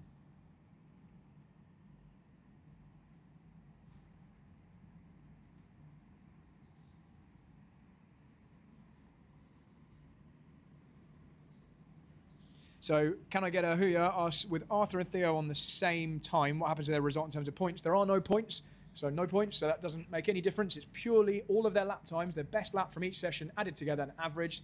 So, makes absolutely no difference that they've got the same times. Doesn't affect anything. If it was a race, or a qualifying session, I should say, in a race event, then it would be whoever set the time first would get the position on the grid. But there is no grid here, so actually Theo's time counts just as much as Arthur's there, even though on the board he's in second in this session. It doesn't make any difference at all.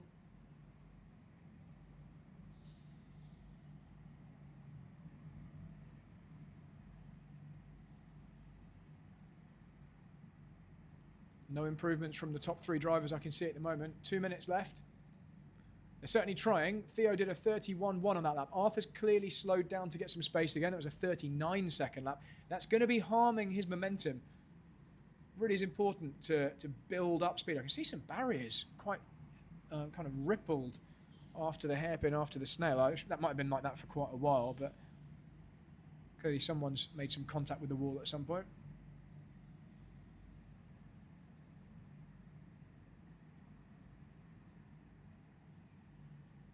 So far, nobody has beaten the best time of the night here, which is a 31.023 by Nick Simiska. And the second fastest, which was Howie Morehouse-Evans, is 31.050. So these guys at the top here have set the 3rd and 4th fastest laps of the night. Still very good, though. So in terms of average, you've got a lot of other sessions to go that are going to affect this. They're all in the hunt. So people are asking in the chat about lap records.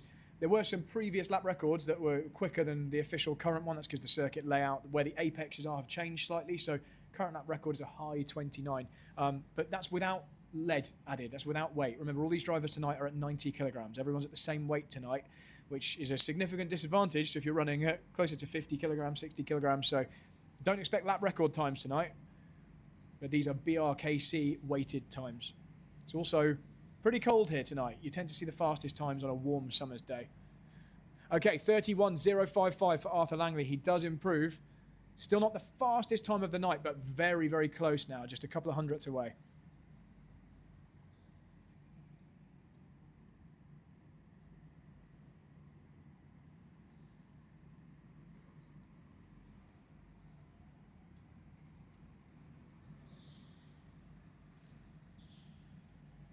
Fastest first sector I've seen all night from Theo Rafter. Keep an eye on Theo Rafter on this lap. If he holds it together in sector 2, could be about to see one of the very fastest times of the night. And he does improve, and it is one of the fastest times of the night, but it's the 4th fastest time. So fastest first sector, about a 10th or so away in the 2nd sector. I don't know what happened there. Anything could cause you to lose a 10th. Just a very, very small inaccuracy. Could have been traffic. Top 2 are looking clear, though. They're on the last lap now.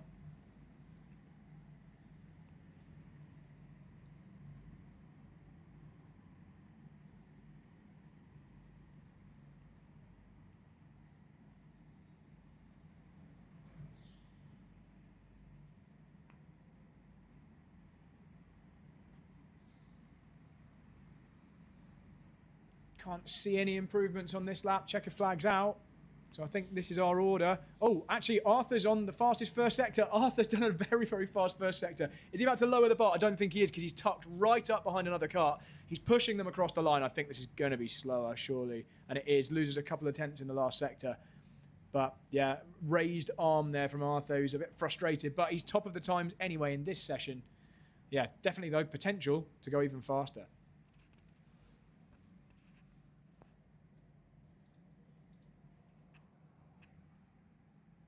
So interestingly, you're going to see these same drivers again shortly, because once they've weighed, once they've jumped out the karts and weighed, it's Group 3 for their second run. And that's because the groups tonight go 1, 2, 3, 3, 2, 1, 1, 2, 3, 3, 2, 1. And that's to ensure that there's no one group getting an unfair temperature advantage or track condition advantage. If we ran 1, 2, 3, 1, 2, 3 all the way through the night, Group 3 would always have, on average, a slightly warmer kart and better track conditions. So try to take that into account.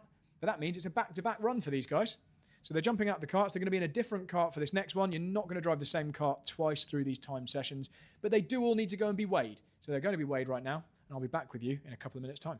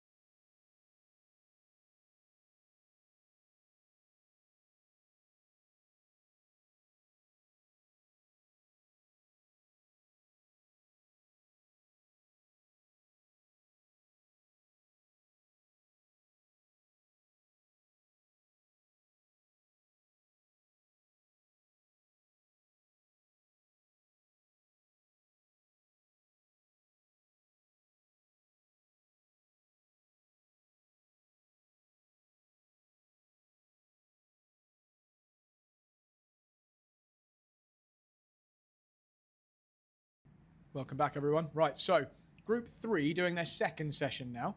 I'm going to try and just recap the lengths to which we've gone to try and keep this as fair as we possibly can for tonight. So let's watch the first couple of laps come in, and then we'll just go over all the measures that have been taken to try and get around any of the potential unfairness that you can have in a rental event like this. So these are the same drivers that you just saw in that previous session. All that's happened is they've gone out of the karts, they've been reweighed, they've redrawn for another kart, so they don't drive the same kart twice, and they're back out again.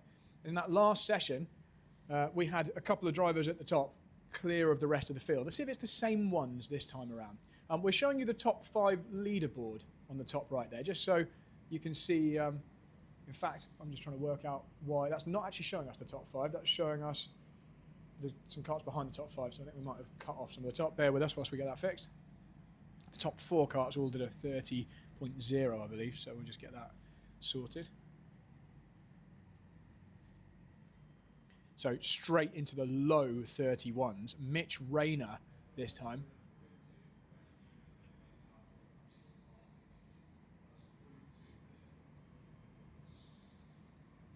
So the 2 best sectors there for Mitch. I think those times are going to come down. Arthur Langley's just set the fastest first sector. Nobody in the 19s just yet. The fastest first sectors we tend to see are a 19.8, and that was a 20.0. So a couple of tenths away still as the karts come back up to temperature. Drivers get used to their new karts. Every kart's going to handle very slightly differently, going to have its own characteristics. So although in the fleet test earlier today, they were all within 0.2 of a second of each other, they're all going to have their own little idiosyncrasies and differences. Arthur Langley is second on a 31.4. There's a couple of drivers on a 31.4.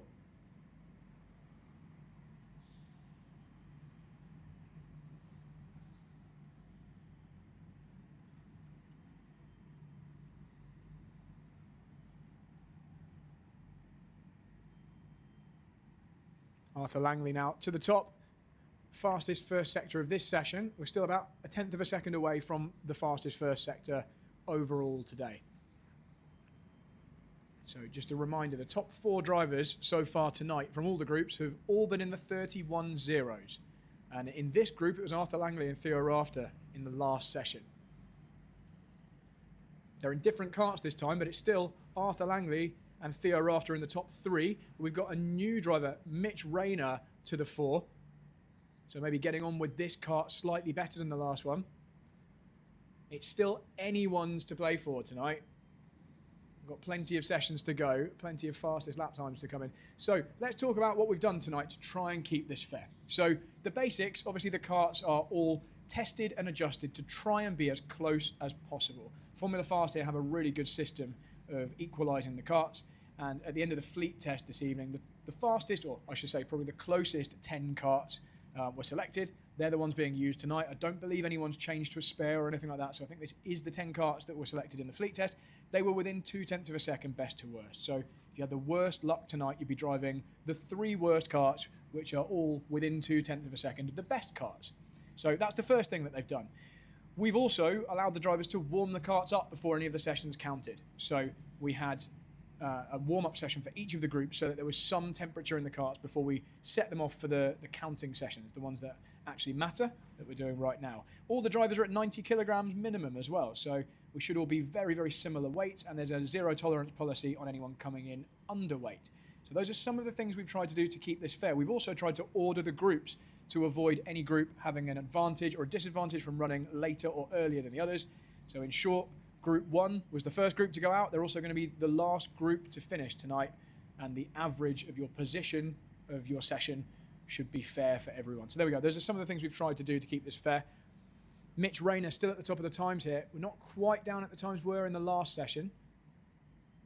In fact, a couple of tenths away for some of the drivers. Still 5.5 minutes to go. Fastest first sector has gone to Theo Rafter, very similar to his one in the last session, a 19.8. Arthur Langley also on a 19.8 for the first sector, but it's Mitch Rayner with the fastest second sector.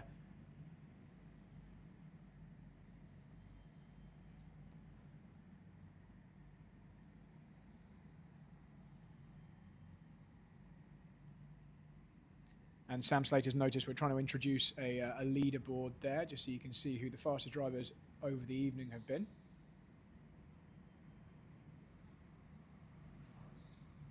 It's the top 3 on average at the end of the night that are going to go through. So the 3 drivers with the lowest average lap time over the night that are going to go through.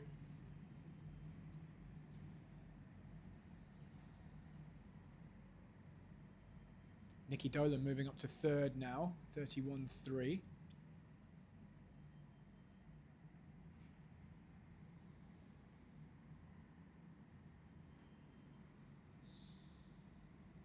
And we've got down there the top 6 leaderboard, just as a bit of a reference for you so you can judge how quick these times are versus what's been set earlier in the night. Some of those times set by these drivers.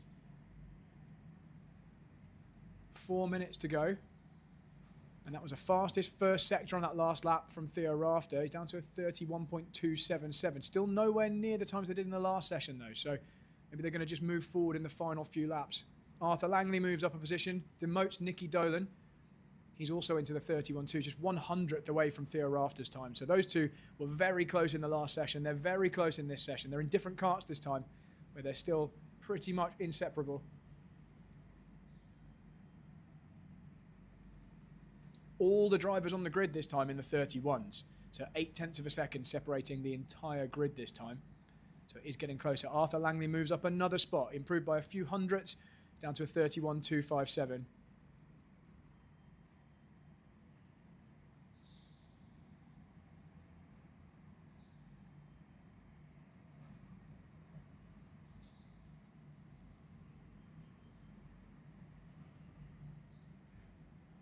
Another 10th or so we need to find to trouble these very fastest times of the night.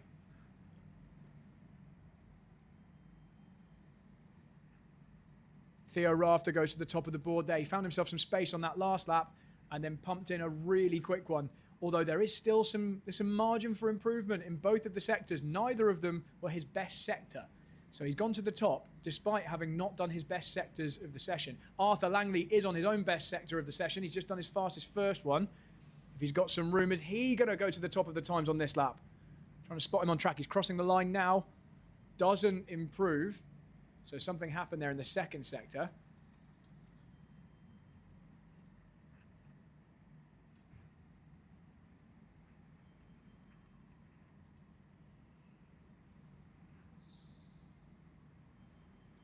Still 2 minutes to go. That's around 4 laps for these guys to do some more fast times. The karts will be at their best right now. It's only 0.02 of a second separating the top 2. And it's a fastest first sector on this lap for Theo Rafter. What's he going to do in sector 2? He's closing in on the line right now. Crosses the line. It's the first 30-second lap of the night. 30.973 for Theo Rafter. Moves himself to the top of the board. That's a very convincing time. Arthur Langley does improve, but it's not enough to move up any positions. Really good sectors. A purple sector 1 and sector 2 for Theo Rafter on that last one. That's going to be hard to beat. 1.5 minutes to go in this one.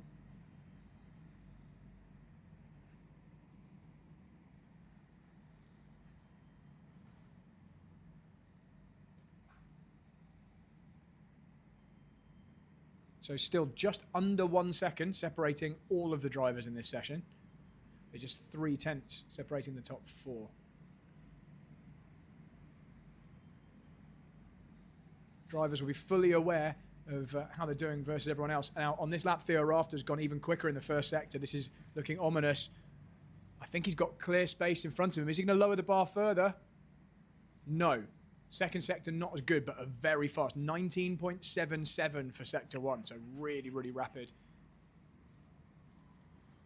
Arthur Langley is doing some important work here, moving himself within 0.07 of second position here. He's just around 1/10 of a second away from his fastest lap in that first kart he drove. The second and third drivers both with their fastest first sector on that lap, and that moves Mitch Rayner onto a 31.069. Arthur also improves, 31.123. So the top 3 really going quickly. There's not long to go now. Time is counting down to 0 right now, so it's the end of this lap plus 1 more for all these drivers. Can anyone else join Theo Rafter in the 30s? The answer is yes. Mitch Rayner does a 30.990, and Arthur Langley also improves to a 31.054. But we have got our first two 30-second laps of the night. And it's Mitch Rayner who takes the fastest second sector, Theo Rafter with the fastest first sector. 17 thousandths between those top two.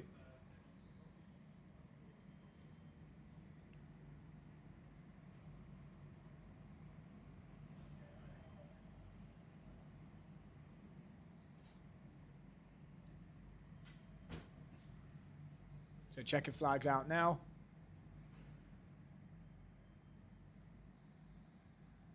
And the first group of drivers to have set 2 times tonight have now finished their second run, and that means they're halfway through their evening of timed sessions. They've got 2 more to go.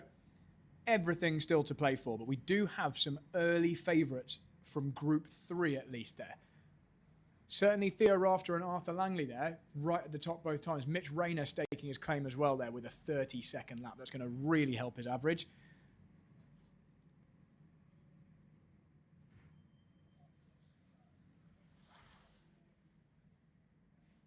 So next up, group number 2 for their second run.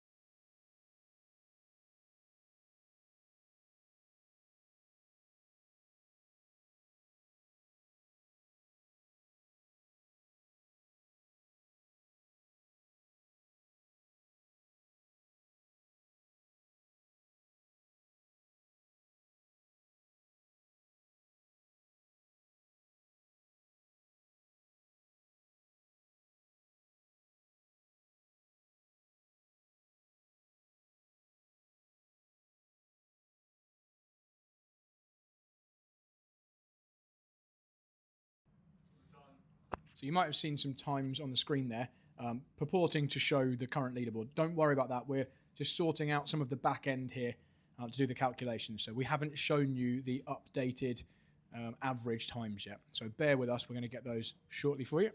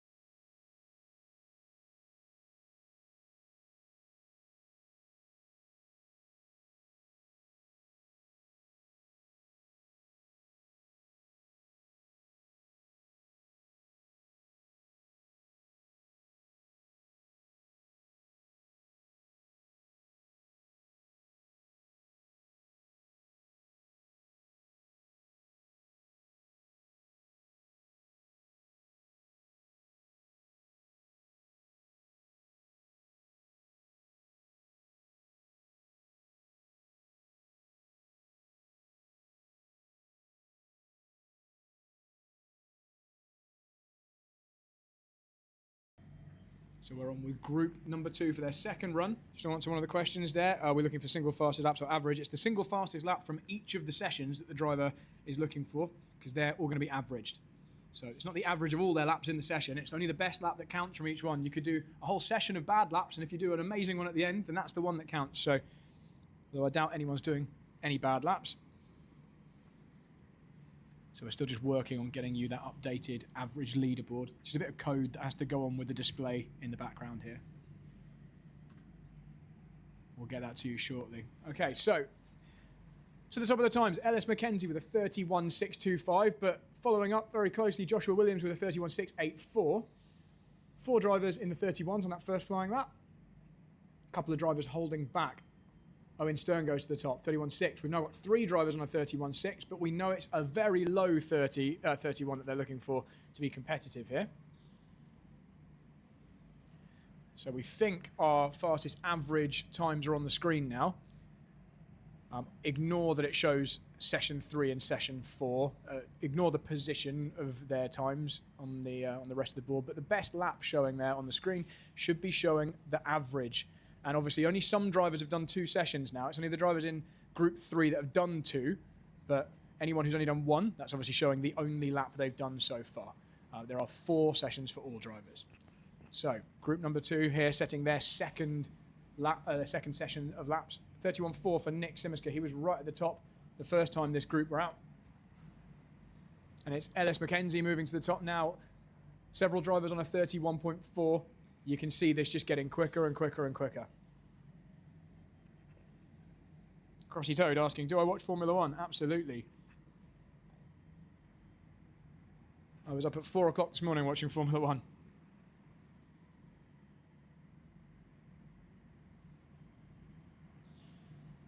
So every driver in this session, again, within 1 second, first to last. That might get even closer. So Howie Morehouse-Evans was one of our very fastest the previous time these guys were out. He's in the middle at the moment. So a lot of drivers with some time to find, but they've had a bit of a break, these guys. They've had 20 minutes or so out of the karts. 7 minutes left, though. Plenty of time for everyone to get quicker. I'm going to keep an eye on these sector times.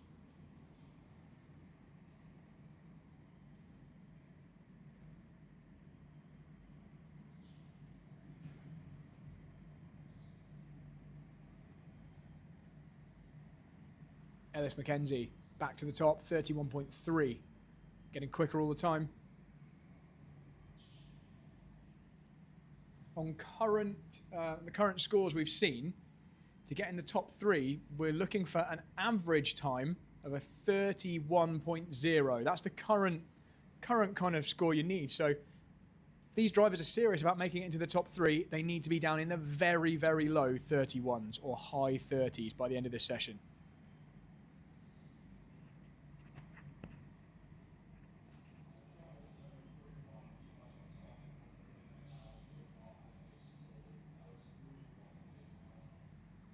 Nick Simiska, 19.9. That's a good first sector.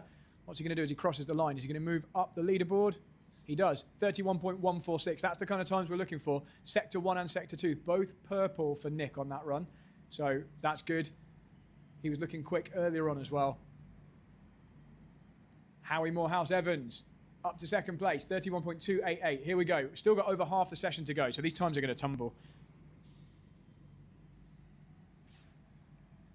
And that was actually a fastest second sector for Howie on that lap.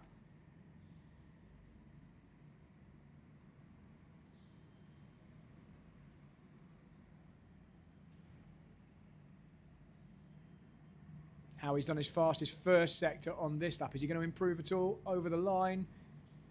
Not this time. But there's potential because the first sector was quicker than he's been before. Okay, Nick Simiska, 19.9. He's the only driver in the 19s at the moment in the first sector. 19.7 is what we saw in the previous session. So that's the kind of times they're looking for to go right to the top. Howie only 4 thousandths off of his best time on that lap, so very consistent. That was his fastest sector 2. So if we compare that with a slightly better sector 1, he's going to go even faster. They need to find around 1/10 of a second to move to the really quick times, maybe a 1/10 and a half. Still got 4.5 minutes to go, and we did see those fastest times come in right at the end of the previous sessions. Purple sector for Nico Oktaras down in 7th place. So his sector 2 was excellent on that last lap. He needs to do something about the first half of the lap, though, because he's a good 4/10 away in that sector.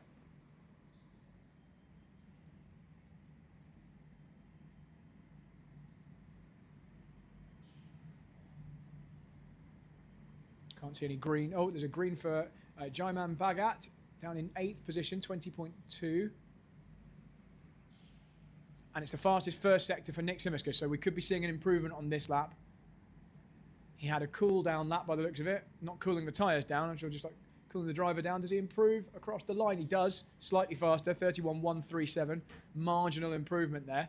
Is clear now of Howie Morehouse Evans, 10th and a half behind now. Plenty of time for more track evolution, driver evolution. Josh Williams moving up to second, 31.230. Quite a few green sectors coming in now. Drivers really finding their feet in these karts. And it's a 19.8 first sector for Nick. I think he's about to lower the bar further. Nick crossing the line any moment now. Doesn't improve. So big improvement in the first sector and a slight time loss in the second sector. So very good time still, 150, but not enough to improve.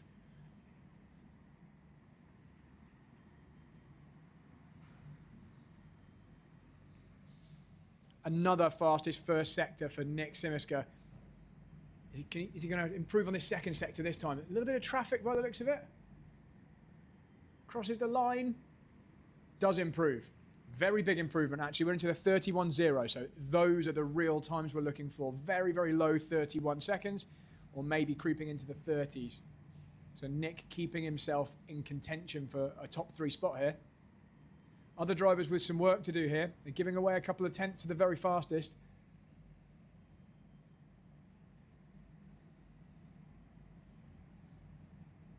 Ellis McKenzie's got a good first sector there on the board. Some drivers seeming to struggle in the second. All very, very tight times. Some drivers doing their best sector on one lap and then just not quite holding it together in the second sector, or vice versa. Nick finding himself some clean air on this lap.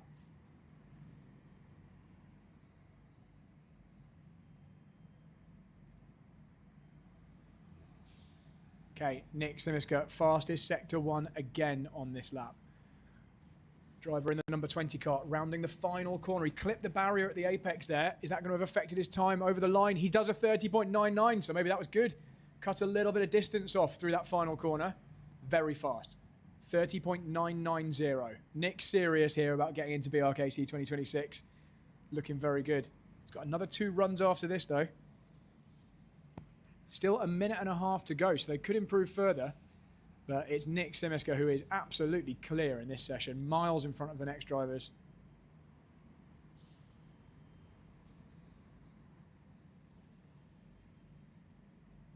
Follows it up with a lap half a second slower, so obviously just building himself back up again. No purple sectors anywhere. A couple of green sectors from some of the drivers down in the midfield. Improvement from Owen Stern there, moving up a position with a 31.4, but that's half a second away from the kind of times that we need to see to get into the top 3 in this shootout.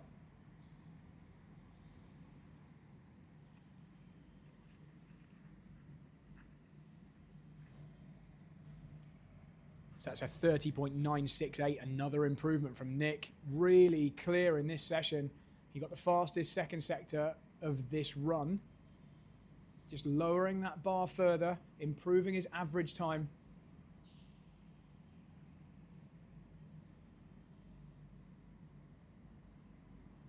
He's done another great first sector. It's not quite the best. Still a very strong looking lap. Just a couple of tenths down, but even that lap from Nick, the 31.1, would have been quick enough to put him top in this session. So even an average lap from Nick is still the fastest in this. So he's really the clear favourite from Group 2 at the moment. Plenty of time left to go, though. We'll try and get you an updated average score after this. And we will, of course, whatever you see on the screen pop up, we will double and triple check all of these results before we announce anything official. We'll go through all the drivers' best laps manually just to make sure that our automated system hasn't got something wrong or missed it. But at the moment, we've got 0.003 of a second separating our top 2 average drivers from what I can see. And that is Theo Rafter and Nick Simiska, both on a 31.02. That's their average time. You'll see that on the screen shortly. Only driver looking that he might improve is the top man himself, Nick Simiska, is on a good lap again, and he does improve. 30.956, so that might be good enough to put him as the top average driver. We'll see shortly. Might need to refresh our times again. So that was Group 2, and I believe that means Group 1 will be next.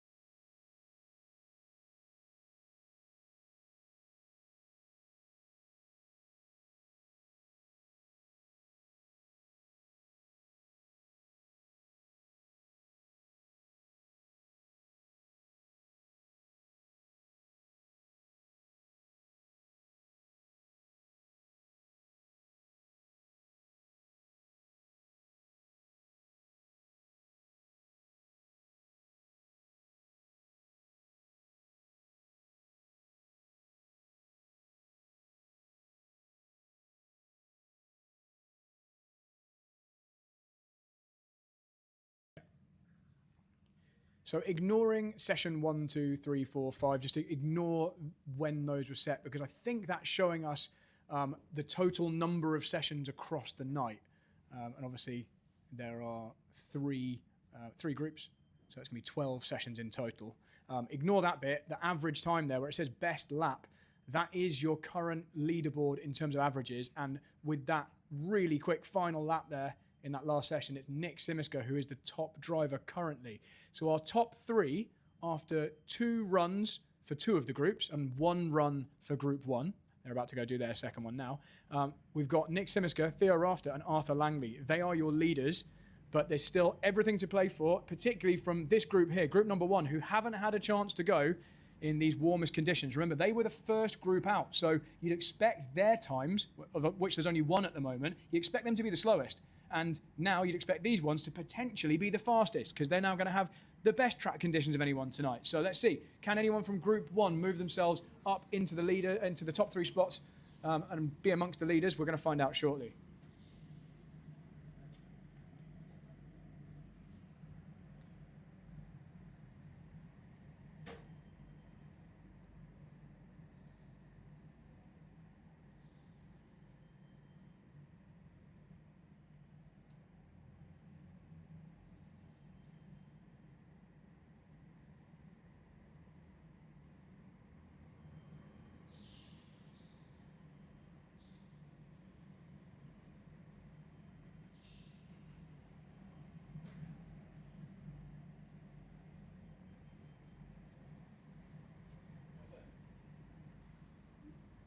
So these drivers have had quite a break since their first run. So the order went 1, 2, 3, 3, 2, 1. So these guys have had the biggest gap between their runs.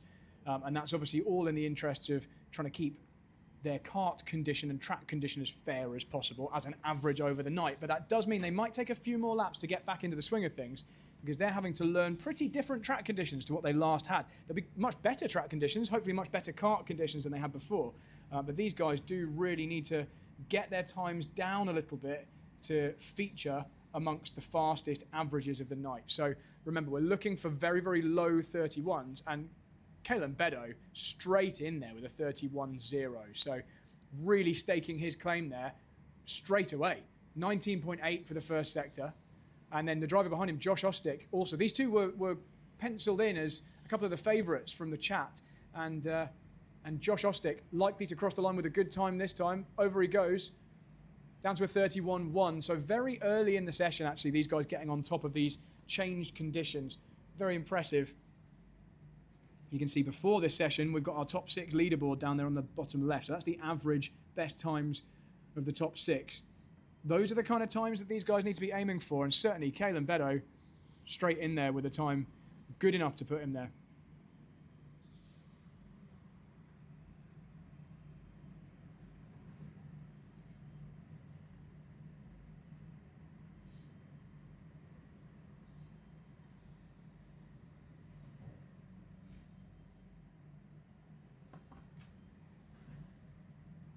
So Calum now down to the 31 zeros, really fast time. Same with Josh Ostick. Both of these drivers, they do not want the drivers that are currently on that top 3 leaderboard to remain there. They want to be the ones up there. They're doing the times for Group 1. And actually, Calum with a 19.730. I think that's the fastest first sector I've seen. What's the time it crosses the line going to be? A 30.942. Absolutely rapid. He's going to be moving right up the leaderboard from this session. I think he's going to be pretty quickly followed by some of these other drivers. Josh Ostick and Alex Ford already down to very quick times too. And there's well over half of this session remaining.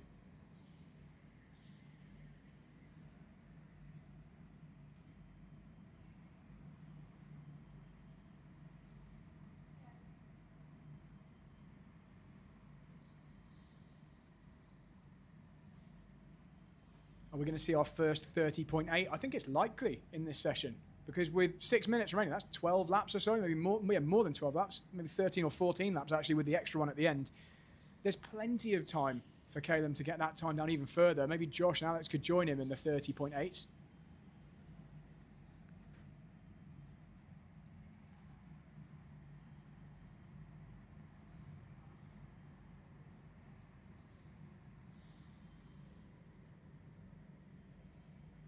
So Crossy Toad asks, is it just the top 3 that go through to BRKC? Yes, the top 3 on average, top 3 average times, drivers with the fastest 4 best times. On average, they're going to be the ones going through to BRKC in January. I've got no idea who it's going to be yet though, because this is going to keep changing. There's still over half of the evening left to go. After this run, all of the drivers will have done 2 sessions. But there's still a whole extra 2 sessions for everyone to go. And this could all change around. Yellow flag. Our first yellow flag of the night. An issue for kart number 17 there. Matt Fryer at the final corner. I didn't see what happened there. You might have seen it on camera there. I was looking out the window. It was a very, very short yellow flag and we're back green again. Alex Ford's got a fast first sector. Not quite quick enough to drag him up to the top. Kobe Kosler also looking quite competitive there. Oh, that last lap was only 7 thousandths slower than Calum Beddoe's best. So he's clearly the one setting consistent fast times.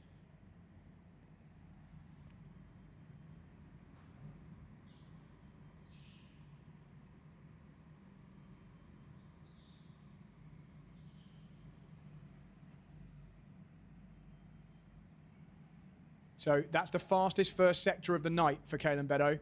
Watch this time as he crosses the line. 30.862. He's done it. So that is comfortably the quickest time we've seen tonight. Absolutely lowered the benchmark. That is going to make Nick Simiska, Theo Rafter, Arthur Langley, Mitch Rayner, Josh Ostick, and Howie Morehouse-Evans a little bit frustrated and annoyed because Calum looks like he's going to be the one moving to the top of the average leaderboard here after this session. Can anybody do anything about that? He's got, oh, and we're down to the 30.9s for Josh Ostick. So he's closing in, 1/10 behind Calum.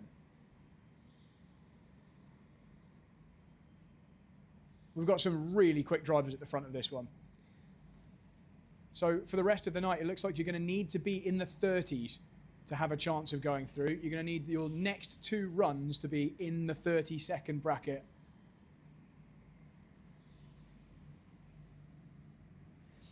So Megan Earing asks, why is the minimum weight so high for BRKC? It's the standard minimum weight for all major international rental kart championships. So if you visit any of the national qualifiers around the world for KWC, Kart World Championship, it's 90 kilograms. And that is because it gives most people who are of karting size scope to run at exactly the same weight as each other. The moment you start going lower than that, you start disadvantaging some drivers who would be, at 90 kilograms, for example. And there's quite a number of top international drivers who are around the 90 kilogram mark. So that's why it basically means it can be fair for everyone. So there we go. That's why. So we're a national qualifying series for the Kart World Championship. Kart World Championship's minimum weight is 90 kilograms, as are the other national qualifiers. So that's why.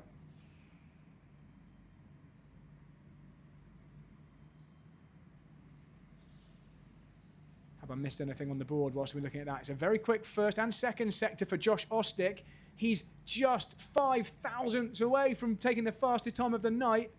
There's 2 drivers in this session on a 30.8. This is absolutely rapid, but Caleb goes even quicker. 30.803, lowering the bars. It's now 6 tenths ahead of Josh, and that's courtesy of his absolutely bananas second sector, 11.042. So several drivers with super fast first sectors. There's loads of drivers with the green first sector on this lap. Expect some improvements here. Kobe Koslet doesn't quite improve. Other drivers crossing the line. There we go. Zach Hassan's moved up with a 31.050.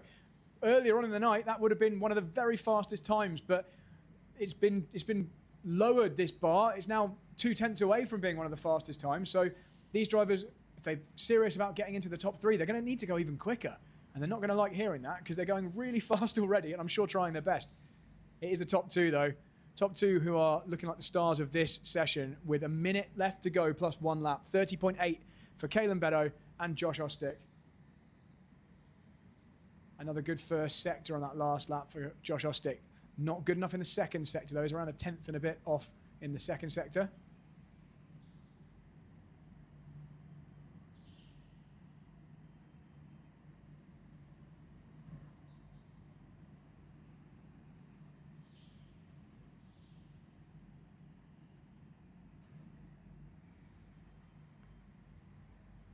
Keep an eye on these sector times. No movement right now. Another good time for Kaelan Beddoe, but not an improvement. He was around 1/10 of a second off his best. Not much green I can see on the scoreboard at the moment. Alex Ford there, about a 10th off his best that time. I think we're going to struggle for the track to get a whole lot quicker than this. The karts are probably at their peak time. Good second sector for Josh Ostick that time. Wasn't an improvement on lap time. It was an improvement on sector. And there we go. It's a 30.7. Clear fastest lap of the night for Kaelan Beddoe. 30.753. 10.980 for the second sector. That is by far the fastest I've seen tonight on the board. He has really lifted himself into the conversation in this shootout tonight.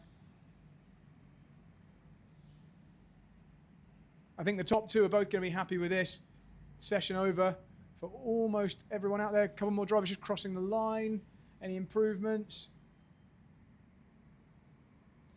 So we would have considered a 31.0 a great time, really, at the beginning of that run, but things have changed. It's now a 30.7 top time of the night, and we'll get our updated averages soon, so bear with us. That was an exciting session. And it is an improvement from Josh Ostick on the final lap there, 30.832, further improving his average as well. Nice job, drivers from Group 1. Right, so next up, Group 2 again. Wait, no, is it Group 1 again? It'll be Group 1 again, won't it? Because they're going to be doing their back-to-back session. It's just gone 3-2-1. It's now going to go 1-2-3. Okay, so we're exactly halfway through. So we're now going to effectively have a repeat of the sessions we've had. So we're halfway through the evening. It's gone 1-2-3, 3-2-1, and now it's going to go 1-2-3 again. So these same drivers are going to be straight back out. They're going to be a little bit tired. It's only Group 2 that are getting any kind of rest.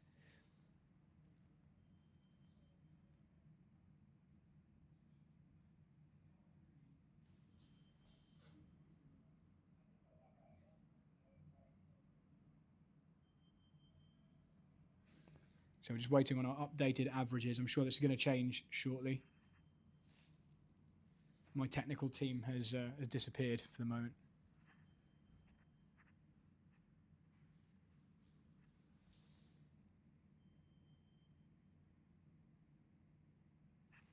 So Jack Langford asked, what's the best time of the night? Comfortably that time that you've just seen there from Caelan Beddoe, 30.753.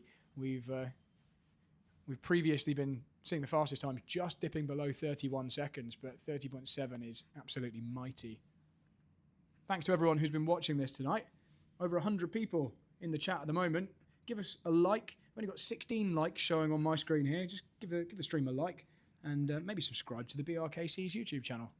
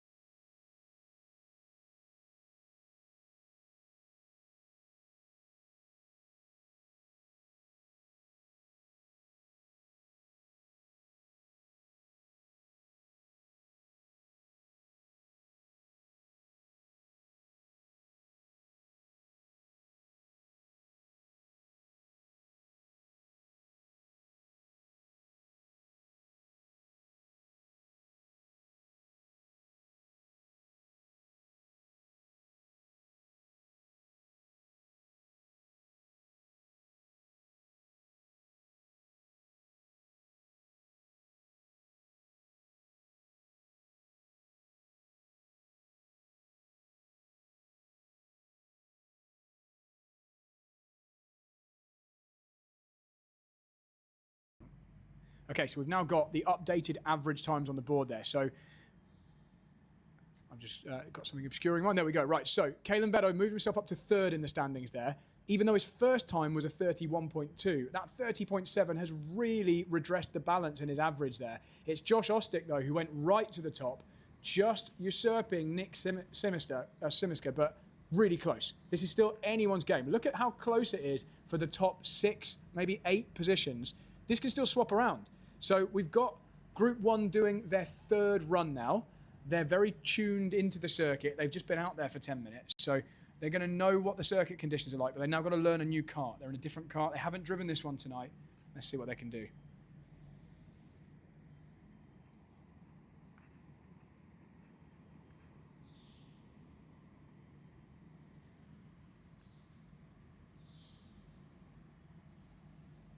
So it is our fastest driver of the night, Caelan Beddoe, at the top of the standings right now. He's just been moved down a couple of places by Kobe Koslet, Zach Hassan, Toby Hazel moving up to third. Kart 17, that must be our Marshall keeping that kart warm.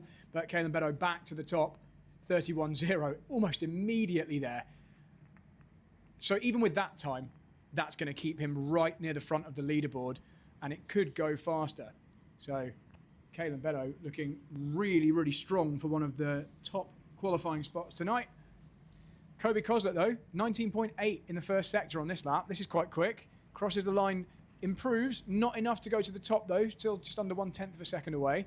Expect these times to drop, though. They're going to go quicker as they get used to their new car. The car's not going to warm up that much. It was sitting in the pits for maybe 2 or 3 minutes, so it's had a little bit of a chance to cool down. And it is very, very cold in the building. I'm comfortably sitting in a nice warm room here. But these guys will be back up to temperature very shortly. 19.768 for the first sector for Caleb Beddoe. Expect something very fast as he crosses the line this time. 31.024, so improves on the best lap of this session. The second sector wasn't brilliant, 11.2. That's 0.3 of a second slower than he did in the previous session. So if he can find a little bit of time in that second sector, he's going to be straight back down into the 30s.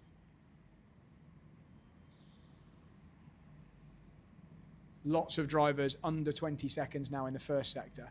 And it's Kobe Koslet who goes to the top. The first driver into the 30s, 30.988.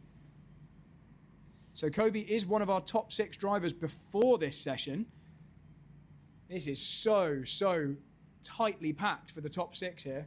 Only 3 drivers are going to get a spot at BRKC.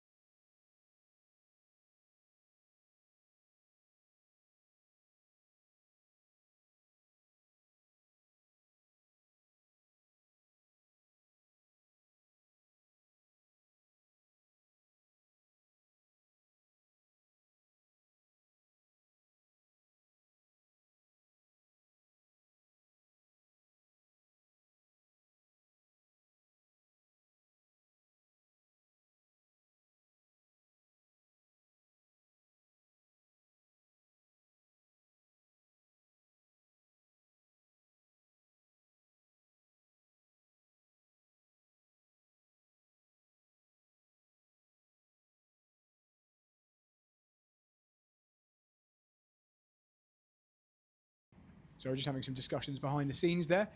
Whilst I've been away, Kobe Koslet's improved on the time, 30.925 on that last lap, but Caleb Beddoe is very, very close, 31.008. Another 30-second lap there for Kobe Koslet. Not an improvement, but not very far away from his best. 30.955 for Caleb Beddoe. I think that's now enough to put him to the top of the averages after this session. We'll see. My maths isn't the best, but he's going to be very, very close. Let's see what the other drivers do, though. Josh Ostick still in this conversation, 31.0.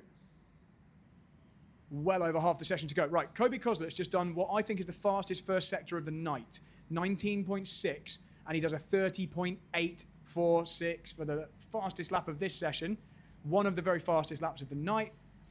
Second sector, though, fastest second sector just went to Caleb Beddoe. So there's an improvement coming for him as well. The lap wasn't the fastest, the first sector wasn't his best, but all of these drivers in the top 3 or 4 are going to go faster here. Fastest second sector now goes to Josh Ostick, 11.074. Fastest I've seen tonight is a 10.9, but they're very, very close to that now.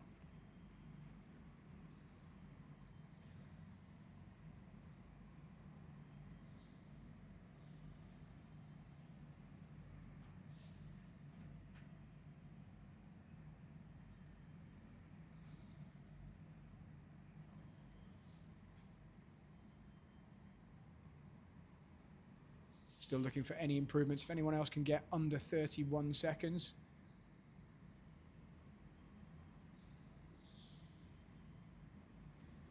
So the field's pretty tightly bunched here. We were talking about 1 second separating the top 10 earlier. We're now down to about 0.6 of a second. So field really closing up in all of these groups. Improvement there for Caleb Beddoe, 30.904. Caleb and Kobe are both going to be moving up right to the front of the overall average leaderboard, and it's a 30.967 for Josh Ostick as well. So this top 3, all of these guys are going to be looking towards right at the front of this average pack after this session. Still plenty of time to go, though. The other groups have still got the chance to go even quicker, but we are not going to know the outcome of this until right at the end.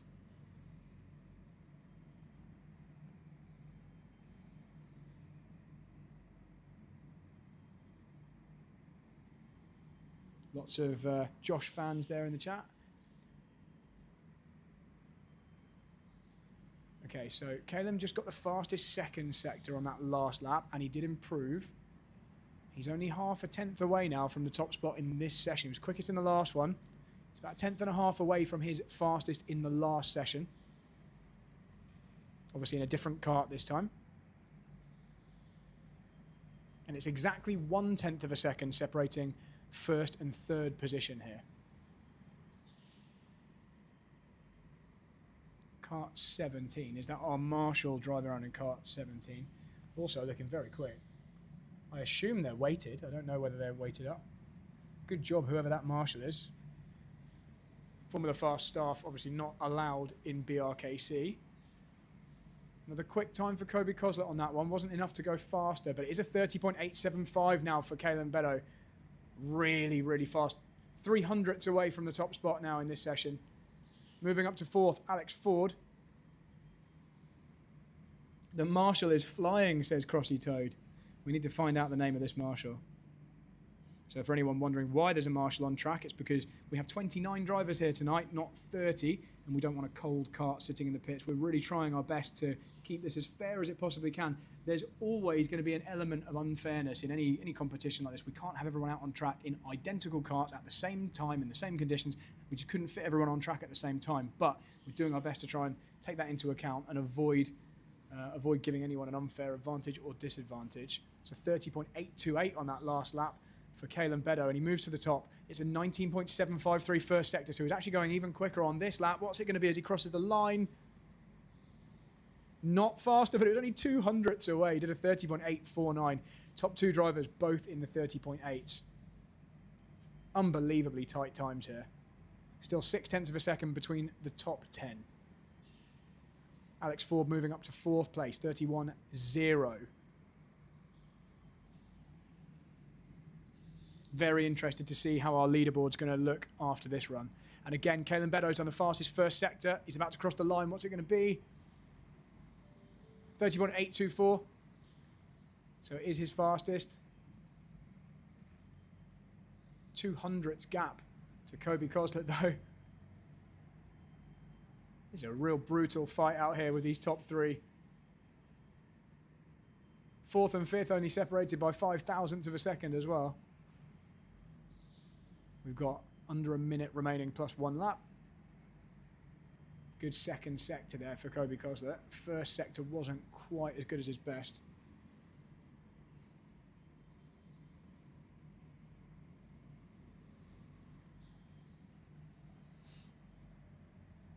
Looking for more improvements. Can't see any green or purple on the screen at the moment.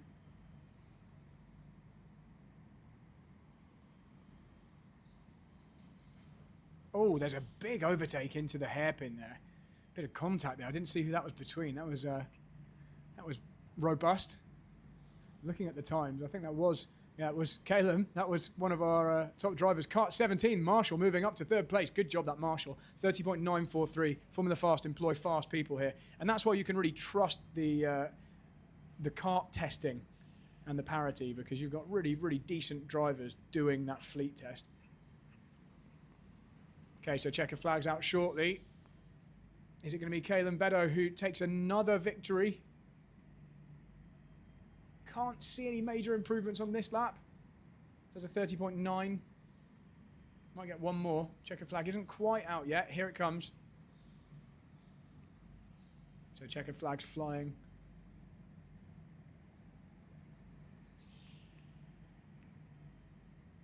No greens or purples on my board here. I think we've got our order. Oh, there is a green sector one for Caleb Beddoe. Is he going to go even quicker? Is he going to go into the 30.7s? Kobe Koslet improves to within 7,000, and he does! Fastest lap of the night for Caleb Beddoe. 30.716, right at the death there. Clearly our favourite from this group now. 2 group wins. Unbelievably quick first and second sectors. 30.716. It's got to move him to the top.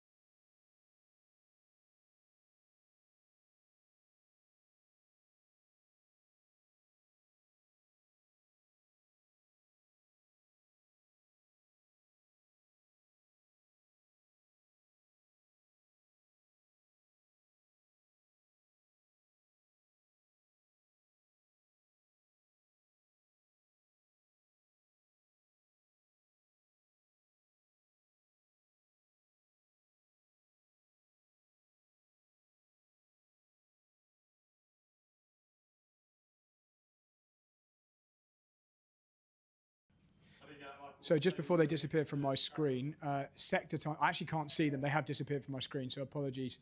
I can't see what those sector times are, crossy-toed. They were good ones, though. They were quick sectors. Second sector was a 10.9. So it was very, very fast. We'll get you an updated average scoreboard in just a moment.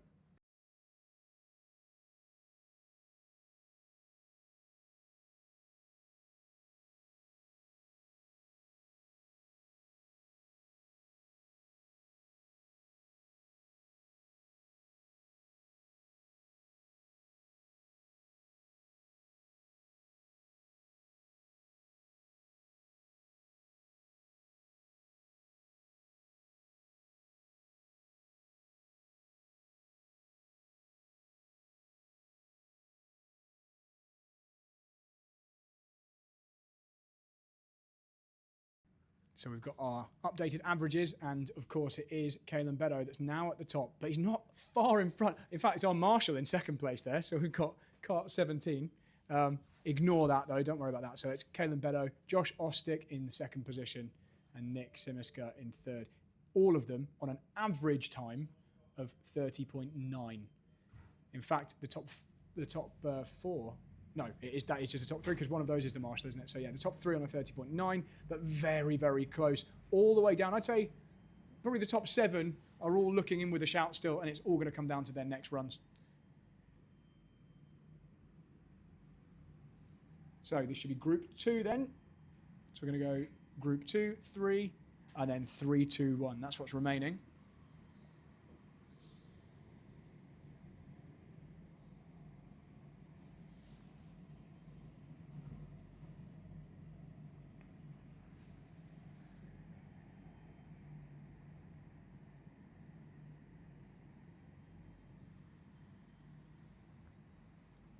So Group 2 on their third session now.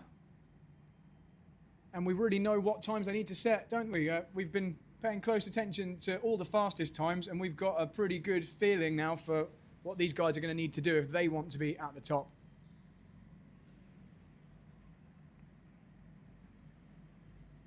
So a very slow first lap there for Nick Simiska. Not quite sure what happened there. Maybe just really trying to find himself some time. And it's Thomas Krakowski who is at the top there with a 31.3. Looks like track temperature, has that track temperature gone up slightly? Just having a look at that. So track temperature seems to have kind of stabilised it. It's gone down and it's now stayed about the same for the last couple of hours.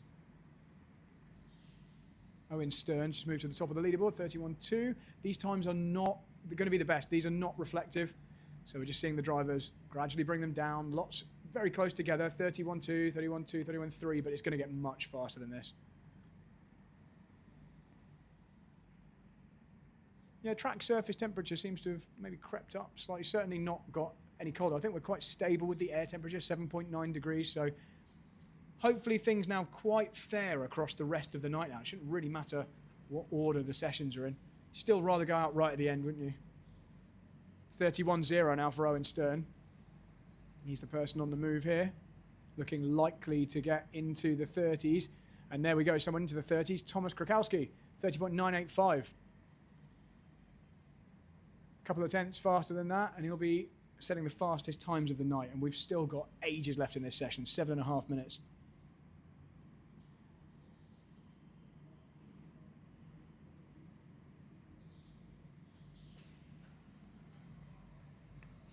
Fastest second sector from Owen Stern.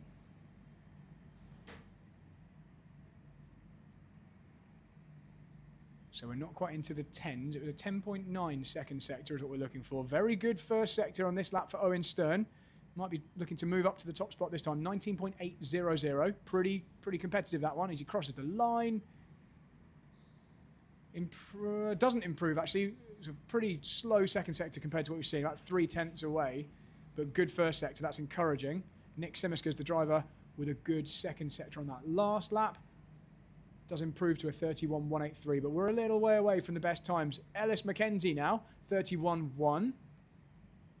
That was a strong second sector. So we're down to 11.0 for his second sector. That's a decent effort. 6.5 minutes to go now.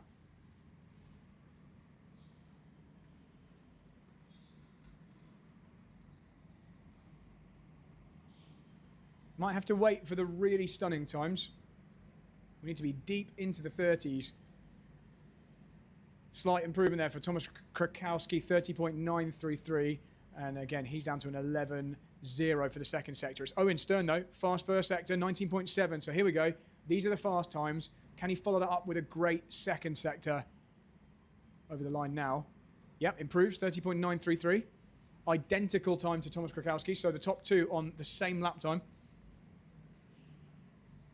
Crossy Toad saying so many of these drivers just deserve the spot in BRKC. Fully agreed. These drivers are doing a mega job tonight. And remember, these are the drivers who didn't make it in based on their driver history and CV.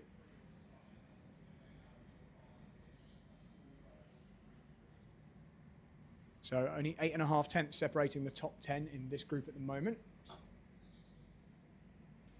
Lots of 19-second first sectors here.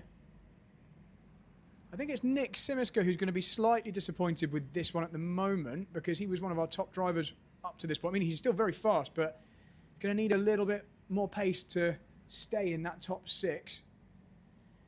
Still another run after this, obviously. Okay, there we go. Owen Stern, top of the pile, 30.867. These are the really fast times now. Good job, Owen Stern. That was an 11.0 second sector, though. So there's still about a tenth in that second sector if we compare it to the very fastest times of the night. That's where this time's going to come. Slightly slower in the first sector on this one, so this one won't be an improvement for Owen.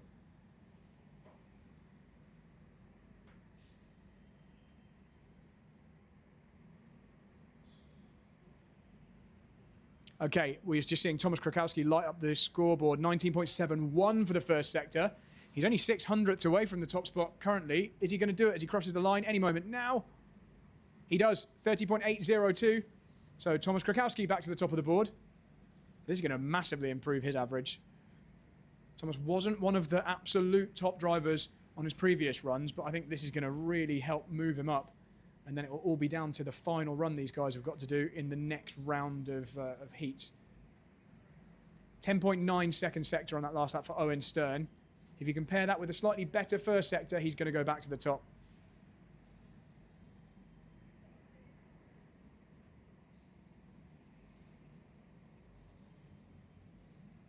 Only a thousandth of a second between Howie Morehouse-Evans and Ellis McKenzie in third and fourth.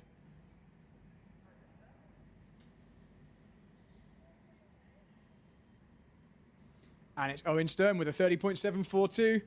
Back to the top of the board. But Thomas Krakowski's answering him, 19.6 in the first sector. That is a rapid first sector. Is Thomas Krakowski going to go into the 30.7s on this lap? Could it be the fastest lap of the night? Not quite. It's still a good lap, 30.83, but didn't quite follow up that good first sector with a stellar second sector. It was a couple of tenths away in the second sector. Yeah, Owen Stern's looking very, very good here. Expect our average leaderboard to change after this run.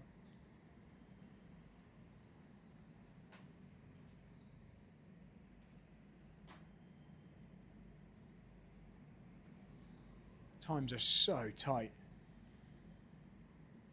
I'm looking for green or purple sectors from these top drivers. Ellis McKenzie with a 30.8 moves up to third position. Very good first sector from Ellis on that run. 2.5 minutes left.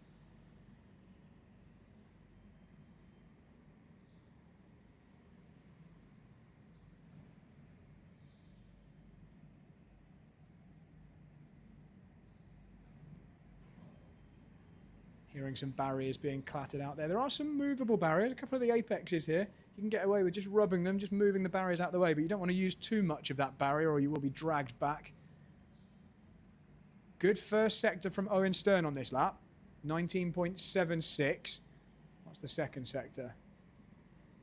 It's a 30.801 total. It's only half a tenth off, but not quite good enough. But that's only because his previous fastest was so good. For most people, that would have been an improvement. In fact, that lap would have been the fastest lap without his own best lap. Good second sector from Thomas Krakowski on that last lap. No pink, or, oh, here we go. Just as I say, no purple sectors. Owen Stern, fastest first sector, 19.6. Keep an eye on Owen Stern, number 17 on this lap. Is he going to go into the 30.6s? No, loses it in the second sector. 0.2 off in the second sector. But it's Thomas Krakowski now with the fastest first sector in this session. Only a minute remaining. He's on a 19.684. He's coming up to the line now in the yellow helmet. Crosses the line. It's a 30.764. He's 200ths away. 200ths away from the top spot. This is a great improvement to his average, though. Real fight here between the top three. In particular, Owen Stern and Thomas Krakowski on this run. This is great. Trading blows at the top of the timesheets here.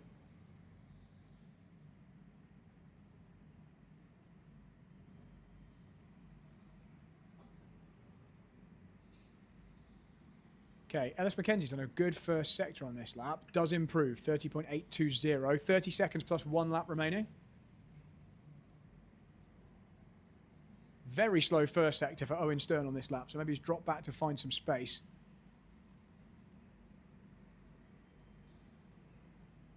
He's going to get maybe one or two more laps.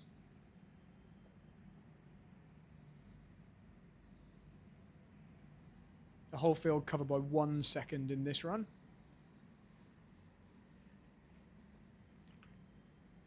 Another very slow lap there from Owen Stern. Trying to get an eye on him out of the window here. Is he just finding himself some space, or is he stuck behind someone? I can't quite see.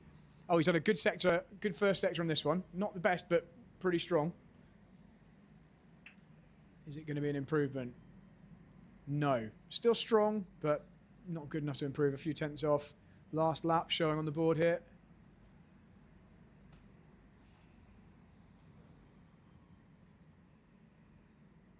Checker flag coming out now.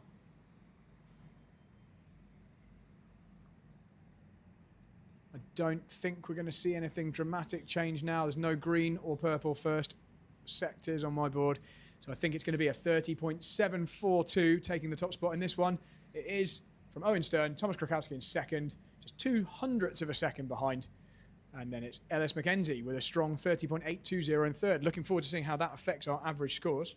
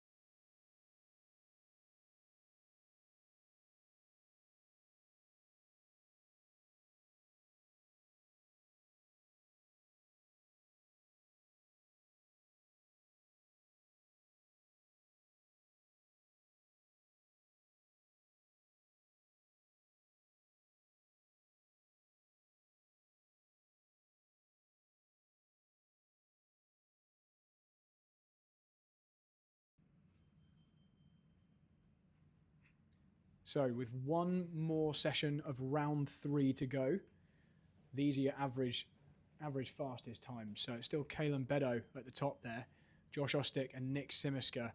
And a little bit further down there, Thomas Krakowski, Owen Stern there in 10th, Thomas Krakowski in 12th. They just set excellent times in that last one, the top two, 30.7s, but that wasn't enough to drag their average down to what it needs to be in that top bracket. And that's just because the first couple of runs weren't as quick. So those guys are going to be frustrated. They've got the pace to be at the front, but the earlier runs just weren't good enough.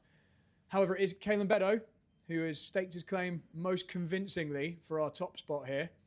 2 drivers well within a 10th of him, though, on average. So let's see what this final run of the 3rd round of sessions is going to show. And then we'll be on to the last run for each driver in the following session.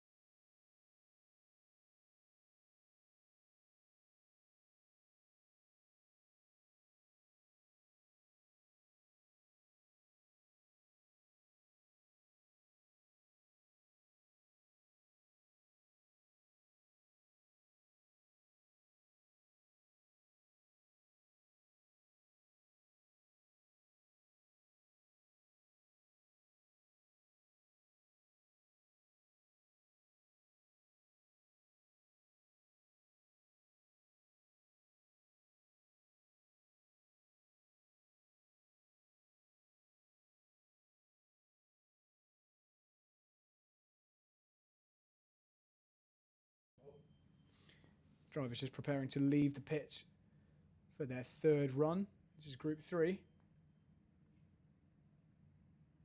You're going to see these drivers for the next 20 minutes because they're going to be doing the next run after this as well, as we're going 1, 2, 3, 3, 2, 1.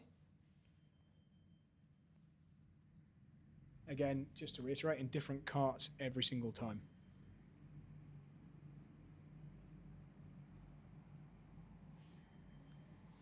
Nobody's guaranteed anything just yet. Let's see what these guys can do. Who are our favourites from this group? Looking at that board, I remember Nicky Dolan, Theo Rafter, Arthur Langley. They all come to mind. They were drivers right at the front before.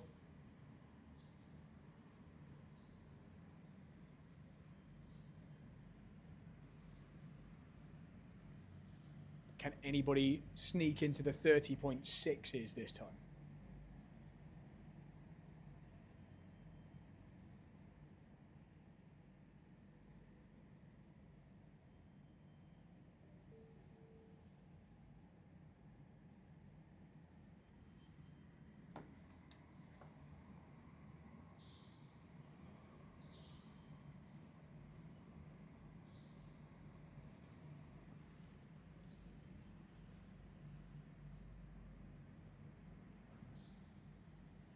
So drivers just getting up to speed. It's Arthur Langley there with really the first representative time, 31.145, and then just very close behind, 0.03 of a second, Mitch Rayner following him with a 31.148. They've got about 0.4 of a second to find before we're down to the really fast times.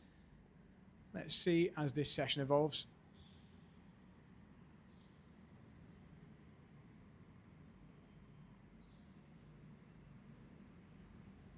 (19.730) already for Arthur Langley in the first sector, and he's straight into the 30.8. He's really serious about this. So his average at the moment is a 31.054. So this is already good enough to move Arthur's average forward. So he's got a purple sector in the first and second sectors. There's still 8 minutes of this session to go. So by my calculations, that would put Arthur very, very close to the top of the averages, even with that time. So this is all moving all the time. Every single fastest lap here is important. That'll be very encouraging, though. Any of these drivers who see those kind of lap times on the scoreboards or on their dashboards on the steering wheel this early into the session, they're going to be buoyed by that. Arthur's nearly 0.3 of a second in front of second place in this session. He'll be looking to get a bunch of clear laps in, build the tyre temperature, build his confidence in the car. He's done another fastest sector one. One of the fastest sector ones we've seen all night, 19.70. What's the second sector going to be? He's crossing the line. He does have a little bit of traffic. Has it held him up? No.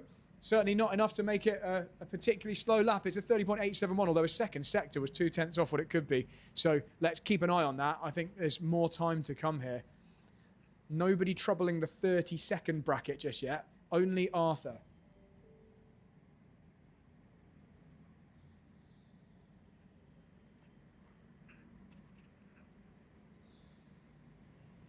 So Arthur's made an overtake on this lap. Doubt this one's going to be the quickest, although sector one was pretty good. Yeah, a couple of tenths off. Anybody else improving behind? Mitch Rayner's done a good first sector. There we go. Mitch Rayner to the top of the board. Very close. 0.4 of a second in front of Arthur Langley. And that's a purple sector 2. But that purple sector is only 11.138. That's not actually a particularly quick sector 2. So expect these times to tumble over the next 6.5 minutes. This is going to get a lot quicker. I think a couple of these drivers at least are going to be in the 30.7s.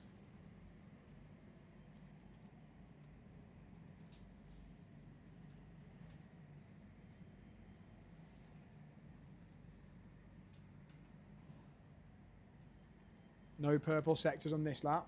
Everyone just having a bit of a reset. Theo Rafter now into the 30.9s. He's still in the top 6 of our average, and that's actually going to improve his average. We're going to see a little bit of movement on the average scores after this run because some of these drivers are already quicker than their average. Obviously, that means it's going to bring down the average score after this run. Arthur Langley, 30.974 on that one. Not quite an improvement. Sector 2 they need to focus on. Robbie Petchy up to 3rd. 30.9. So we've got several drivers now under the 31-second bracket. Very, very close together.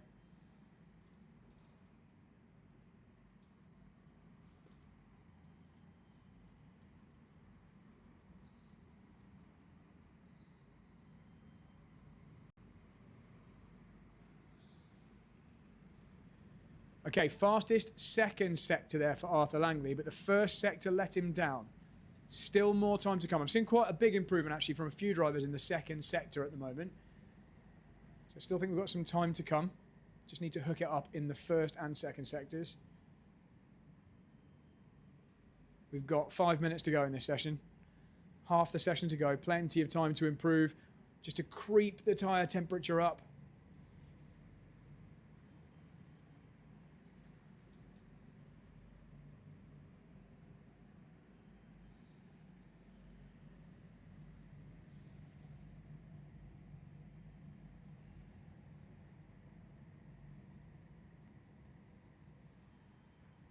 Just lost my scoreboard for a moment, guys, so talk amongst yourselves.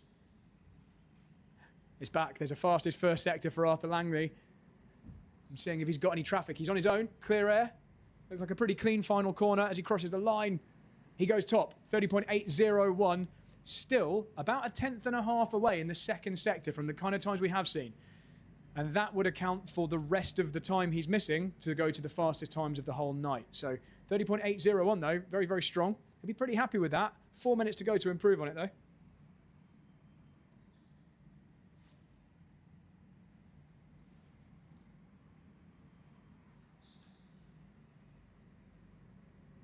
Very, very strong first sectors from everyone in the top 4 on this lap. Can't see an improvement just yet on the overall lap time, though. Nicky Dolan up to 4th. Strong time, 30.90. It's just not one of the very fastest times. Nicky will be probably slightly disappointed. He's not further up the leaderboard. We're talking about absolute fractions of a second that are separating the drivers here. Couple of reasonable laps there for Arthur Langley, but not an improvement on his best. 3 drivers at the front there, all in the 30.8s though.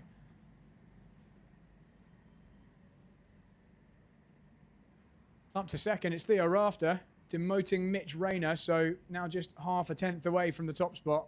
Theo Rafter and Arthur Langley both in our top 6 before this session, so this is helping their cause. They're going to need one more strong run after this, which will be coming up in the very next session, actually. Okay, good sector 1 on the last lap for Arthur Langley. It was a 19.6. That's really, really fast. His second sector let him down, though. Was only 7 thousandths away from the best. If Arthur can just nail this second sector, he is going to get a very, very fast time. Could be the first person into the 7s, 30.7s in this session. 2 and a bit minutes left to go.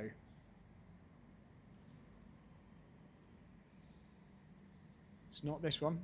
Can't see any green on the scoreboard on this lap.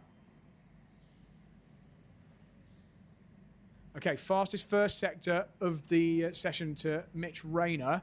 Nicky Dolan moves up to second place with the best second sector. What's Mitch Rayner going to do in the second sector? He's about to cross the line. Moves up to third. Look how tight the top 3 times are there. Half a tenth separates the top 4. 200th separates the top 3. Fastest theoretical lap in this session is a 30.74. And that's split between Nicky Dolan and Arthur Langley's 2 best sectors. They've still got a minute and a half to go. There's more improvements potentially to come. Nicky Dolan's on a good first sector. Doesn't follow up with a good second sector, though. Half a second off in the second sector. Arthur Langley still safe at this point. We've now got 5 drivers, all within a tenth of a second of each other. Under a tenth of a second separates the top 5. This is so close. And it's Robbie Pecci with the fastest first sector of the session. What's he going to do as he crosses the line? What's his second sector? And that brings the top 5 down to within half a tenth of a second. You've got 5 drivers at the front here, separated by 500ths of a second. That's how tight this group is. And Mitch Rayner goes to the top with a 30.727. So now the top 5 are separated by just over a tenth of a second. So Mitch Rayner, the driver on the move here. Arthur Langley very consistently in the 30.80s, but just not quick enough to move forward. Still, this is a strong run, though, from Arthur. This is going to help his average. I thought it couldn't get much closer. This group is incredibly close. theoretical best from this group is now 30.666. Arthur Langley's just done a personal best first sector. He's coming across the line now. It was a clear lap. What's he going to do? It's a 30.768. It's not good enough to go to the top. That's only because Mitch Rayner has gone so fast. But for Arthur Langley's average time, that is very, very strong. Last lap showing on the board now. Is anyone going to go any quicker? I think the top three will be pretty satisfied with this.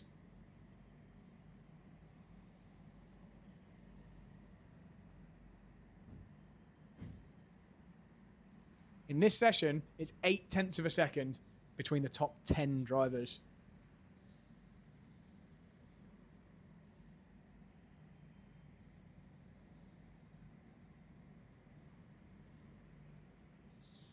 So Robbie Petchy across the line, Nicky Dolan across the line, no improvements just there.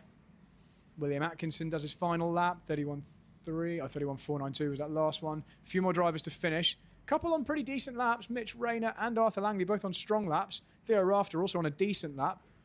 No improvement from Mitch Rayner. Last one across the line is Arthur Langley and no improvement. So that gives us our top three in this session. 30.727 for Mitch Rayner, 30.768 for Arthur Langley, and it's Nicky Dolan and Theo Rafter and Robbie Petchy all on 30.8. Excellent times. And in this session, it was so fast and so close. If you were just over 1/10 of a second off, you were down in the bottom 5. So that's how fast you had to be in this one. Looking forward to seeing how that affects the average scores. It's going to be a bit of a change there, I think. We're going to see a couple of drivers move forward. We'll bring you those as soon as we have them.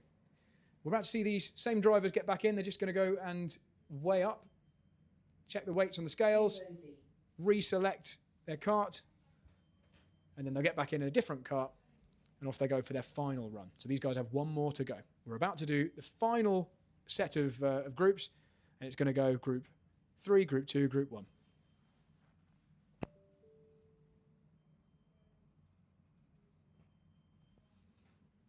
So I think we've got our updated averages here. I can see them. Let's see if that's brought that up on the screen for you guys too. And that's moved Arthur Langley up into second position.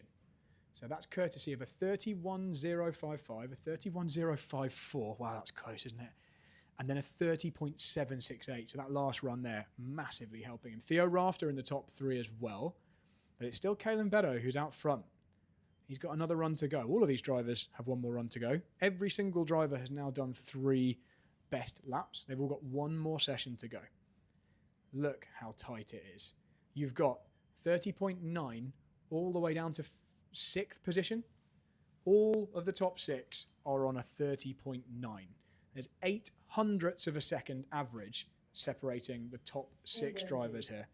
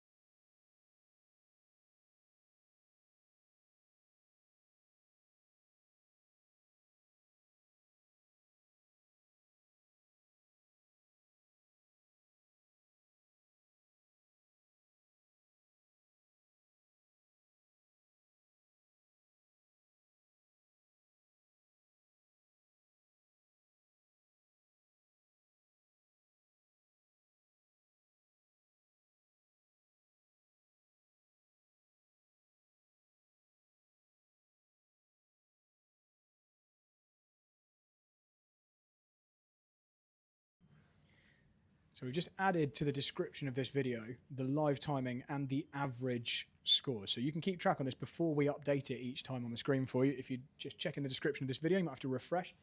And great observation there from Crossy Toad in the chat that out of these 29 drivers, there's only 1 second separating first and last position. And that's with 3 average, that's 3 fastest laps average. That's incredible close performances from all these drivers.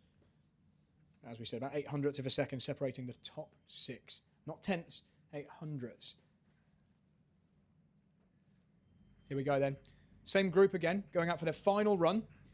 When this run's finished, there's nothing more these drivers can do. A couple of them pulling over to the side. Now, I think in BRKC official event terms, it's, I don't think that's allowed, but probably not running quite to the same strictness of that waiting rule in this session. Might have to get one of my assistants to clarify that, but here we go then. Group number 3 out for their final run. This first lap's not going to mean anything. A couple of the drivers really slowing down to try and find some space.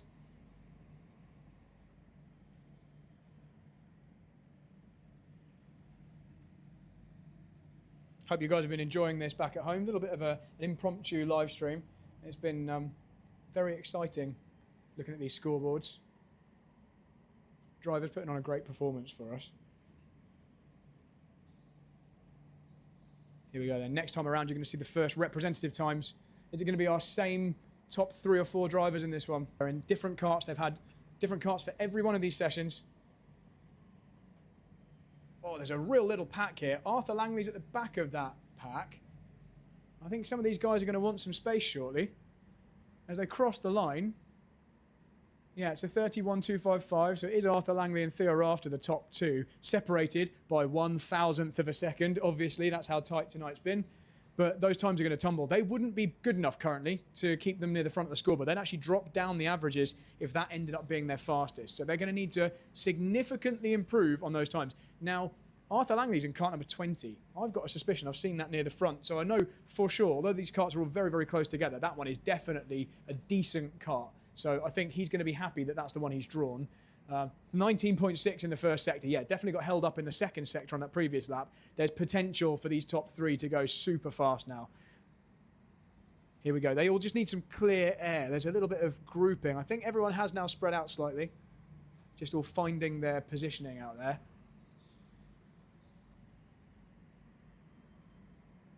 Nobody's setting the timing screens alight just yet. Good first sector though from Arthur Langley on this lap actually. So we're down to a 30.9. Again, 7.5 minutes for these times to absolutely tumble.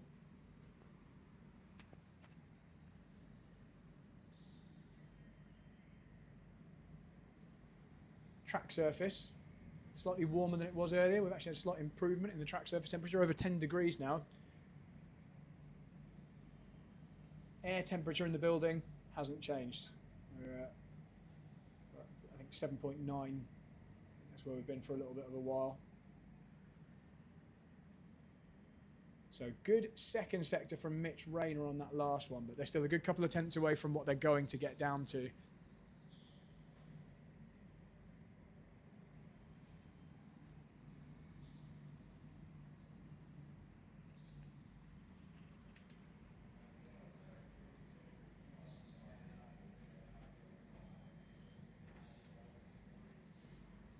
Okay, so Mitch Rayner goes to the top just shortly after Arthur Langley moved himself to a slightly faster 30.912, but it's Mitch Rayner on a 30.877 at the top of the scoreboard. There is a comfortable amount of improvement, though, in the second sector for these drivers. So as they take more and more risk braking later and later into the corner we're seeing right now, that curved hairpin at the end of the main straight, really interesting corner that.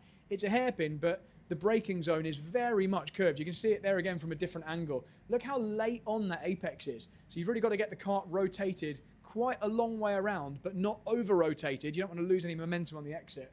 So that's where they tend to gain time, I think, in that second sector. As the session goes on, they brake later and later and later. They trust the tyre temperature more and more. Nobody doing amazing second sectors right now.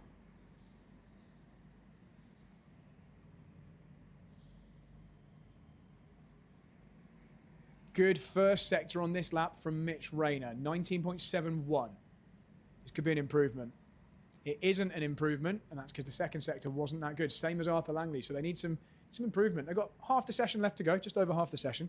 Plenty of time, but I wouldn't call these times safe. I think it's really Arthur and Theo who really need to get these good times to try and cement themselves in the top three. Theo has done a 19.60, moves himself to the top with a really good second sector as well. So 30.728. There we go. That's what we're talking about. Those are the kind of times they need to be doing. Half the session to go, and I think Theo can probably improve on that as well. Arthur did improve on that last lap. He's down to 30.890. I think Arthur Langley's going to want at least another 10th improvement over that to feel a bit more safe in that top three. Currently sitting second on the average times.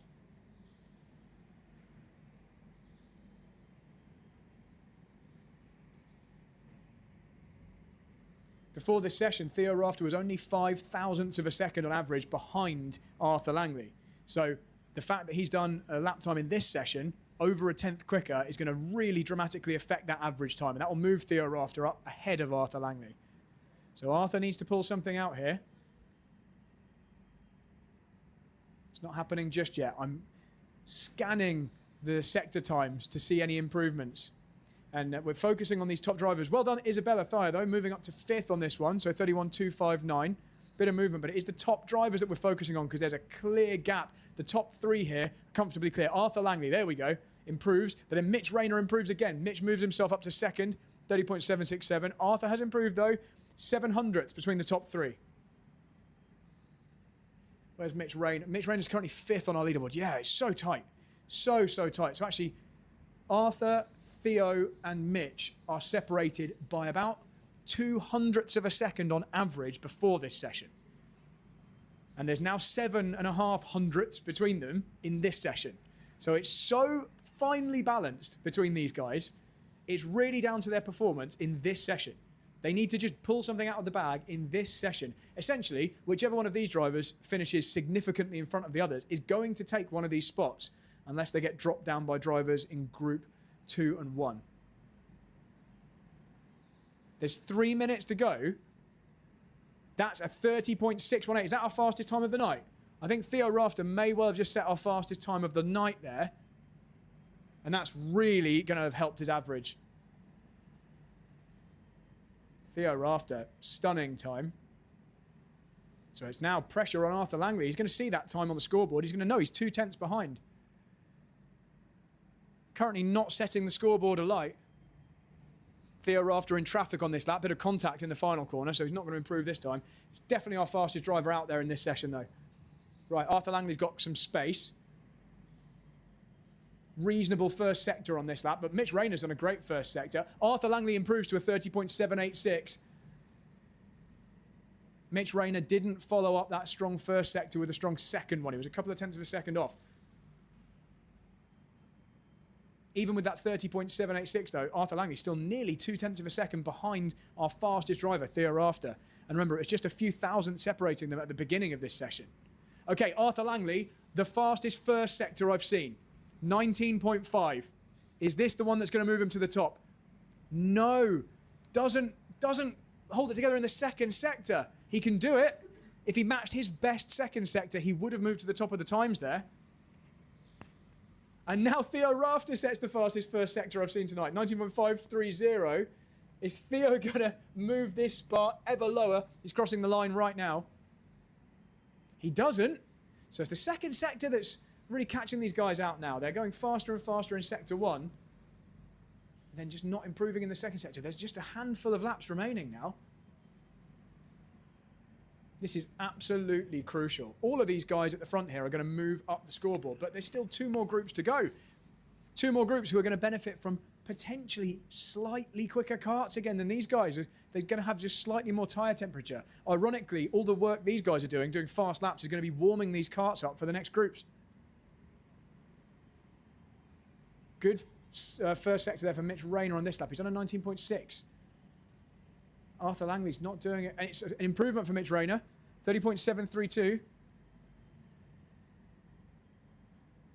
So after looking so strong earlier in the evening and setting a very good lap in this one as well, Is Arthur Langley the one that's going to be dropped out of the top 3 courtesy of this? He is going to improve his average. Oh, he's done a very good first sector. 19.571. Arthur's coming around the final corner right now. You can judge for yourselves. Was that good? He's going to cross the line. He moves up to second. It's a 30.704. The scores are changing before our eyes. Has he just rescued his night? Second sector, still not stunning. 11.13, I should say.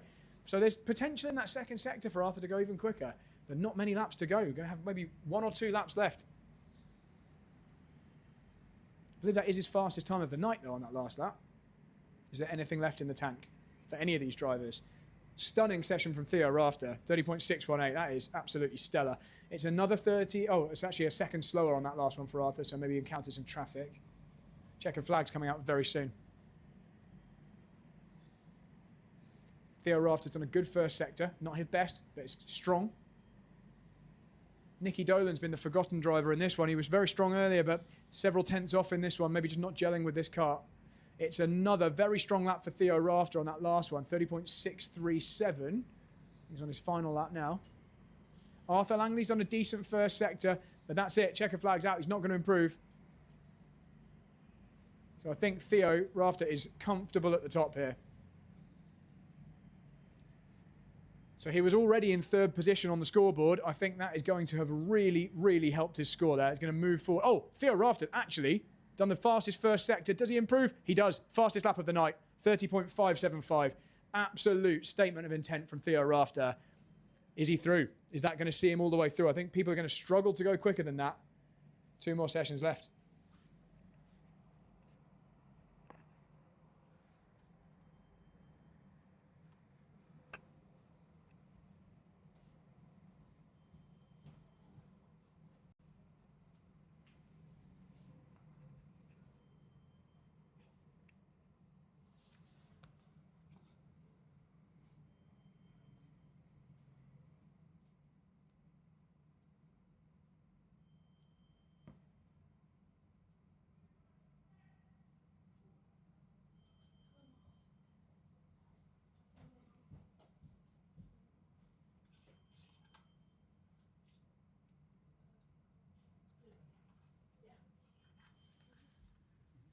So we've got our updated averages now.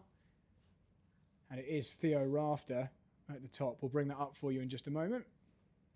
But it's Theo Rafter, Arthur Langley, our 2 top drivers from that last session. They are now at the top of the averages, but we've got 2 more groups now to try and beat them.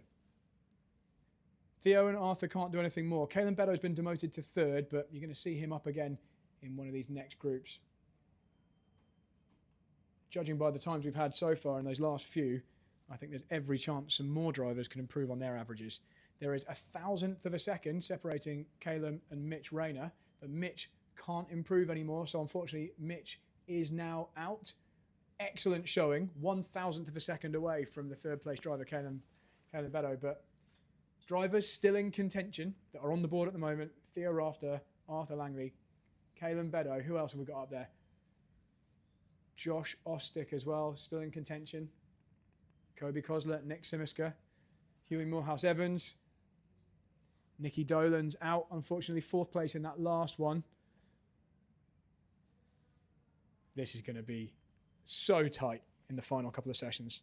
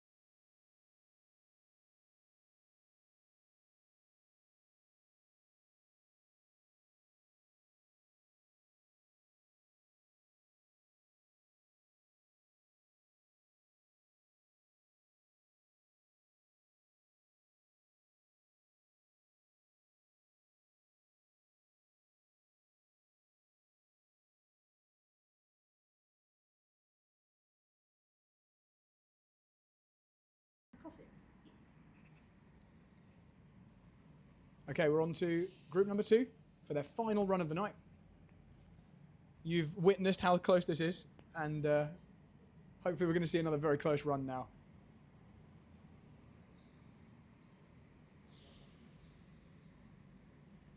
So first representative times will be coming in shortly. I think it's Howie Morehouse-Evans crossing the line first, moves to the top of the times, 31.1. These are all fine.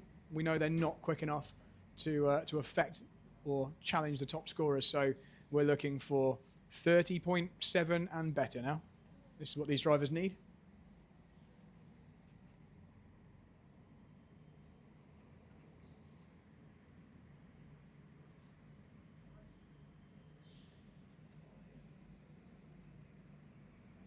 Ellis McKenzie setting a good first sector on this lap already, 19.7.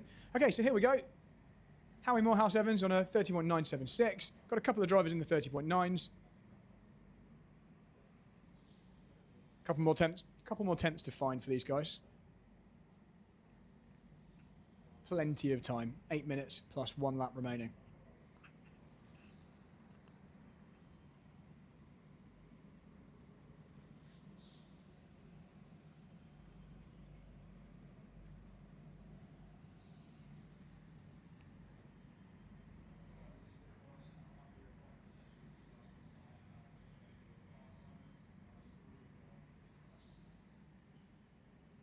So the drivers who are going to really want to move forward here, the drivers that need quite a significant improvement to bring their average down into the 30.8.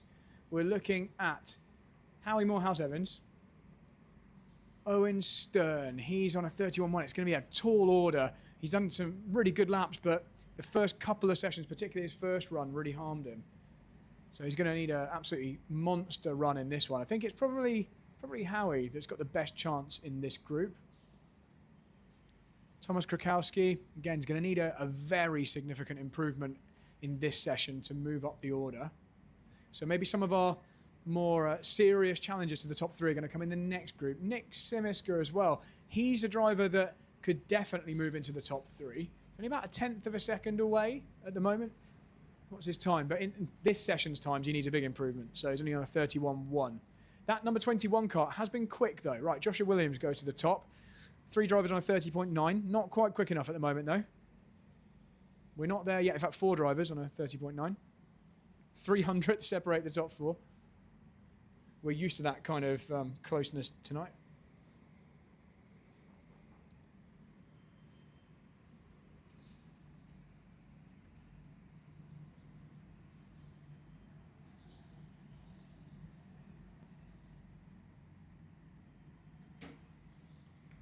Okay, 30.896 now for Nick Simiska. That's what we need. So that's going to really help him. That's going to start worrying some of these drivers in the top 3 currently. And if Nick goes a lot faster than that, and he's got every chance he could with nearly 6 minutes remaining of this session, he's going to push someone out of that top 3. It's an ever-changing situation here. The only person who would be feeling reasonably confident right now is probably Theo Rafter.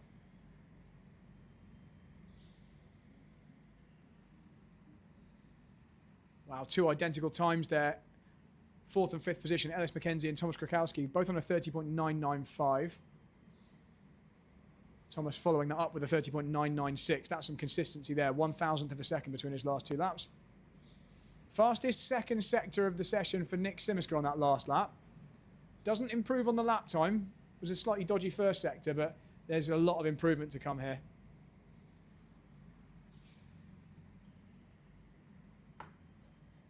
Good first sector on this lap from Nick. That's his best. This could certainly be an improvement. He's rounding the final corner across the start line now. Doesn't improve. Yeah, not a great second sector there. 11.3 nearly. Let us know in the chat, who do you think is going to get these top spots? Give this stream a like, guys, if you've been enjoying this. Plenty of people watching the stream. Not that many likes. Give it a little like for us. Please subscribe to the BRKC channel. Nick Simiska, again, good first sector. Ellis McKenzie up to second, so 2 drivers there, separated by 0.02 of a second at the top. Ellis McKenzie, where is he on the... He's 10th at the moment on the averages. He's going to move up the order with this one, but I don't think it's going to be enough. Ooh, Howie Morehouse-Evans. No, it's Joshua Williams, I should say, sorry, with the best first sector. Getting my drivers confused there. 19.650. So look for Joshua Williams to move up in the number 17 kart. And he does. There we go. Up to first, 30.766. So, looking at the average scores. Can't see him on there. Oh, no, he's down in 17th. Yeah. He's going to move up a long way. His average is going to improve a lot, but that first run of a 31.4 really harmed his evening. Good run this time around, though. Excellent session this time.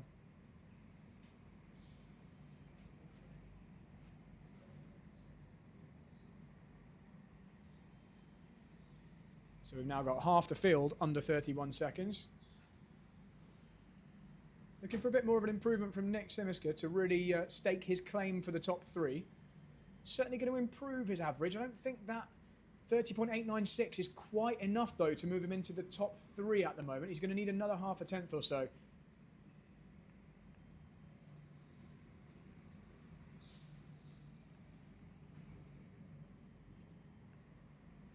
Got some love for Kalen Beto here in the chat. MX Flames reckons he's going to do a 30.4 in the next session.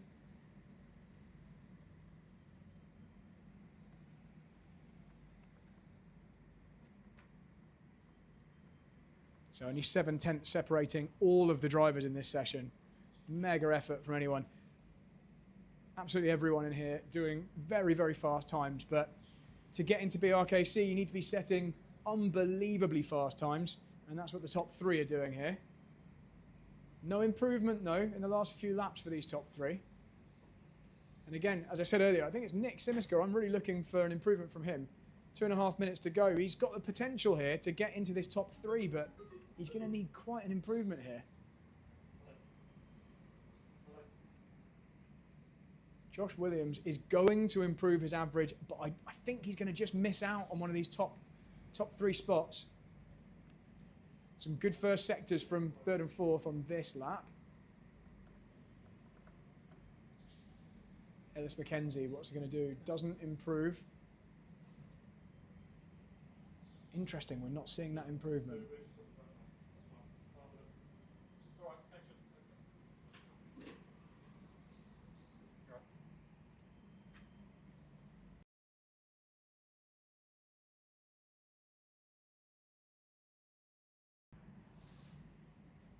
Okay, fastest first sector of the session goes to Howie Morehouse-Evans on that last lap, but followed it up with a pretty average second sector. So Howie needs to go slightly quicker here. He's currently 8th overall in the average standings. He is going to very slightly improve his average with this run, but he's not going to move into the top 3. So he's doing some excellent first sectors. He's really got those twisty bits nailed. But whatever's going wrong in the... Oh, and as I say that, there we go. Moves up to second, so that is more like it. Howie Morehouse-Evans, 30.793. Now, that could certainly help his average. That's going to throw a bit of a cat amongst the pigeons there, and if he goes any quicker, it's going to be even better for him. So it's really now Nick Simiska, who just hasn't improved in the last few laps. He's done a good first sector, though. Again, doesn't follow it up with a good second sector. A good 10th and a bit of a second. He really needs to find over a 10th of a second in that second sector to make an improvement. Our leader for most of this session has been Josh Williams. Best second sector of the session for Howie Morehouse-Evans. He could go top here. He's got another couple of laps to go here, maybe 3 laps if he's lucky. He's got the potential to go to the top. He did a really good first sector slightly earlier, and he's just done a very, very good second sector. So he's clearly got the pace to do this. He just needs to do it all on one lap. He's only 200ths of a second away from the top.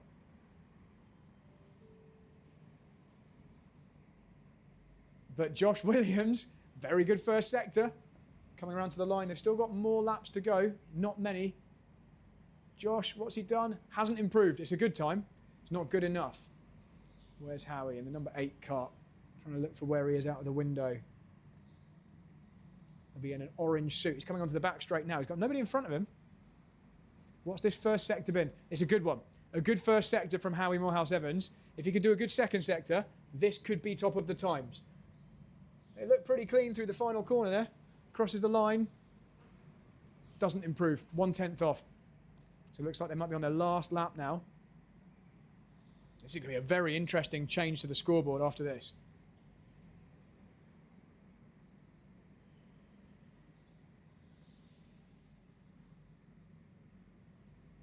Checker flag flies.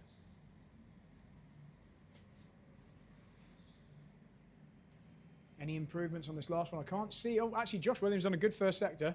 So actually, our leader could go even quicker. Howie Morehouse Evans hasn't improved. Does Josh Williams go any quicker? No. Yeah, so no improvements I can see on that last lap. That is going to affect the scores. Let's see how it affects the scores.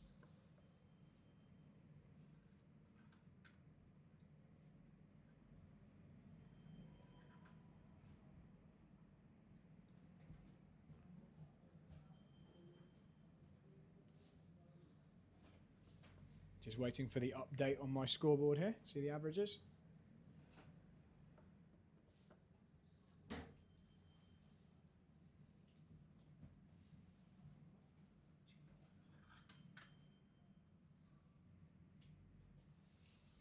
Just refreshing right now. Let's see.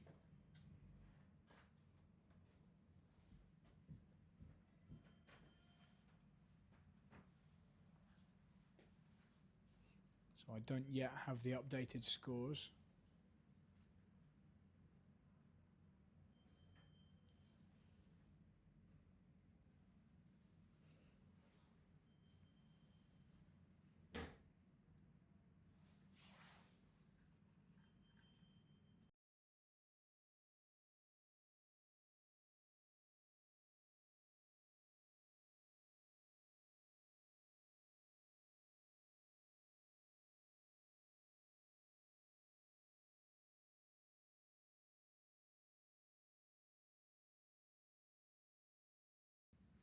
Okay, so I've got my updated averages here. We'll show you those shortly. So Howie Morehouse Evans did move himself a bit closer to the top, but it wasn't enough of an improvement. So very strong, good effort. Josh Williams, he moved himself closer again, but it wasn't enough. That first 31.426 he did in session one really dragged him down. And it was Nick Simiska who I was looking to see if he can move into the top three, and he didn't quite. There's a 30.968, painfully close. So our top three are still Theo Rafter, Arthur Langley, and Caleb Beddoe. So let's see how that gets affected in this final run, last session of the night. I hope you've enjoyed this so far, guys.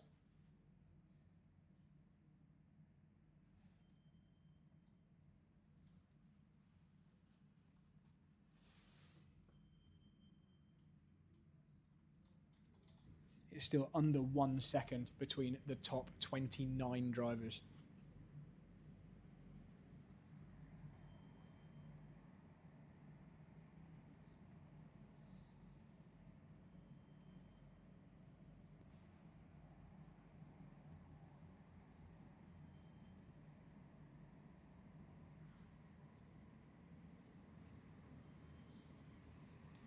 So as they round the final few corners on their outlap, we're going to see the first times come in. It's Toby Hazel with the best first sector, 20.668. Obviously none of these times are remotely near what we're going to see in a few laps' time. Our favourite, we've got to say, is Caleb Beddoe. It's Caleb Beddoe who's been really the star performer of the night. Down in third place at the moment on the average scores, but let's see what he can do now. And yes, as the chat is pointing out, Josh Ostick with an outside chance here.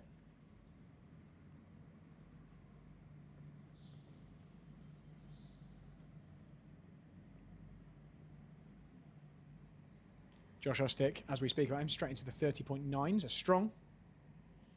Good start. Kobe Koslet, 30.8. Caleb Beddoe, not setting the world alight with that 31.242.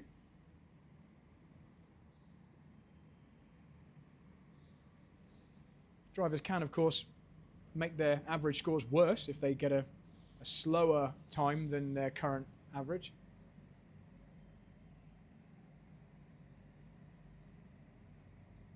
Caleb Beddoe, decent first sector though on this lap, so I do expect him to move up. And as I say, that 30.998. Still need a bit more of an improvement.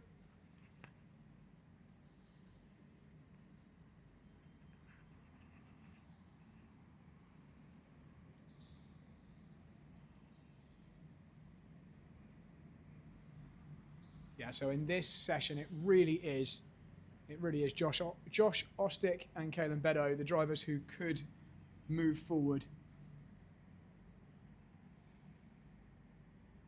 And as we say that, Kalen Beddoe potentially books himself a BRKC spot with that lap, because that's going to improve his average and that's going to move him, well, cement his top 3 position here. So unless someone beats Kalen Beddoe, he's got the spot. And it's just a question of whether he's first, second or third, but it doesn't matter because all 3 drivers get invited to BRKC.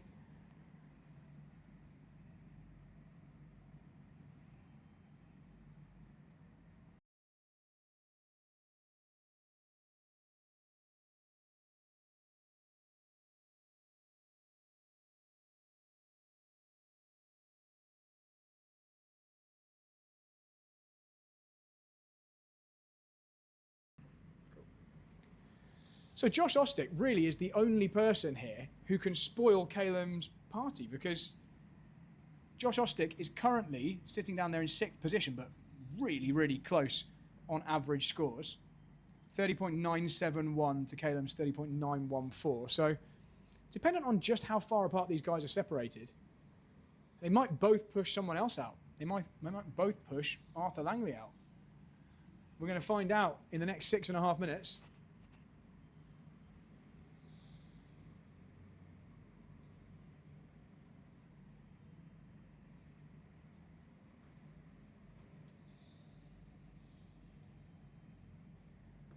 So I think we're safe in saying, and I could be proven wrong here, I think we're safe in saying Theo Rafter is safe.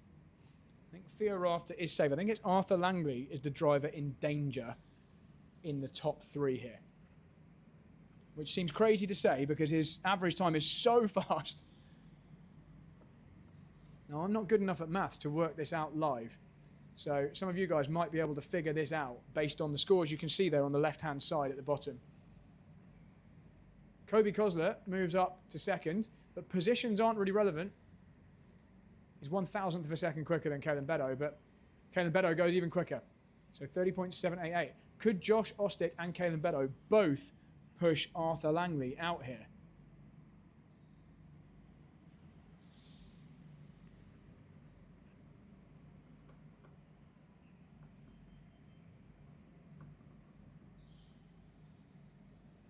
So many of these drivers tonight have performed stunningly well.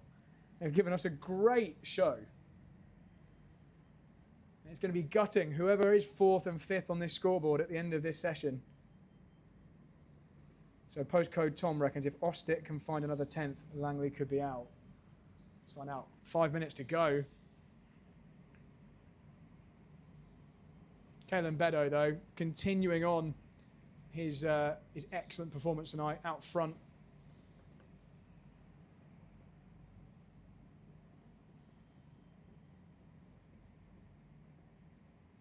Such a fast first sector in that last lap. 19.584 from Kobe Kosler, who moves to the top. But Kobe is not really in the conversation here, I think.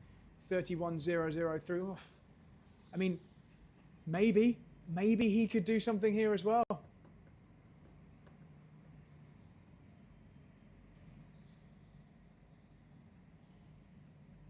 I wasn't expecting Kobe to pop up there, but this is now really up in the air. Absolutely brutal.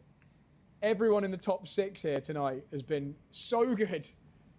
And it's going to come down to this final session. These were the drivers who were out first tonight. These drivers had the worst conditions in the first time session. And now they're doing unbelievably fast times in a final session, potentially booking themselves a place in the top 3 here and a spot on the BRKC grid in January.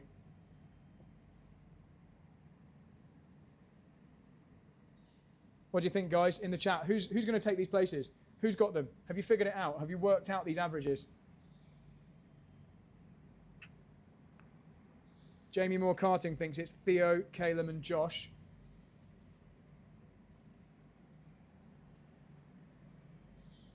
My maths isn't good enough to say, but Josh has just done an excellent final sector. He improves to a 30.704. Has that made the difference? Is that enough? Some of these drivers we weren't even talking about. I hadn't even spotted Kobe, and now he might be about to get into the top 3. There's still 3 minutes to go plus 1 lap. There's every likelihood these times could come down even further. It's Theo Rafter who's got the fastest time of the night on a 30.575.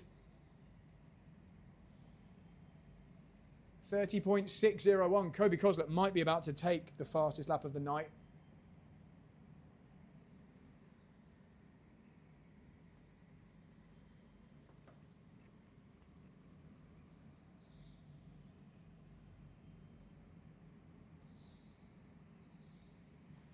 The gap between first and last in this run is just 0.6 of a second. It's unbelievably close. And this is a really fast session as well. So the guys down the bottom are doing a really good job. They're just up against some very, very fast competition.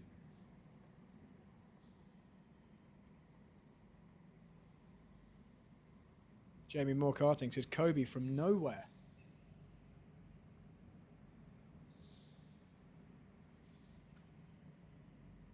Josh Ostick, 10.9 in the second sector on that last lap. He's done a 30.627. I think that is a really good time from Josh. That's going to help his average no end. These drivers need every thousandth now. Every single thousandth matters here. We might see a bit of an upset here. As soon as we get the updated averages in a couple of minutes' time, guys, we'll bring them to you. We'll announce our top 3.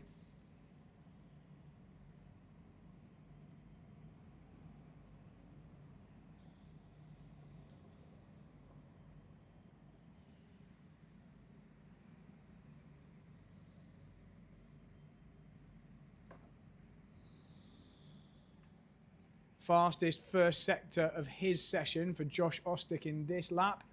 Is Josh about to sneak to the top? He doesn't improve, but it's an even faster first sector for Kobe Koslet on this lap. I think it's the fastest first sector of the night. What's this going to be? Is this the fastest lap of the night for Kobe Koslet? No. Second sector was slightly off. A little bit of an average second sector there for Kobe Koslet. It was a 11.111, all the ones. Couple of laps remaining.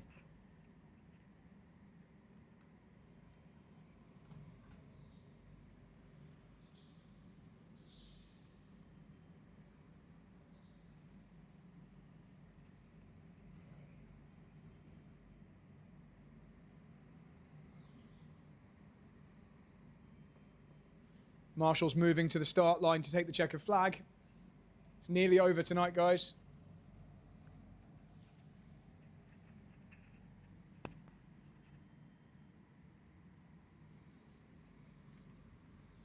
Not seeing any big improvements. Josh Ostick's done a good the fastest first sector of the night for Kobe Koslet, 19.473. He's really got a chance of taking the fastest lap of the night on this lap. He's about to cross the line. 30.565. How does that compare? I've lost my screen. It shows me all the times. It is. It's the fastest time of the night by 1/100th of a second. Kobe Koslet, I think he might have done enough here. Kalen Beddoe goes to the top. Beats it, 30.546. Where did that come from? Where did that come from? And he's on another lap now. Checkered flag's flying. Kalen Beddoe there, absolutely stellar final lap. What's this one he's on right now? He's not taken the flag yet, but I mean, he's definitely top. No one's beating that. No, it's not this lap. He's backed off. I think he's done enough. We're about to see the updated scores. Hold fire, everyone. Here we go.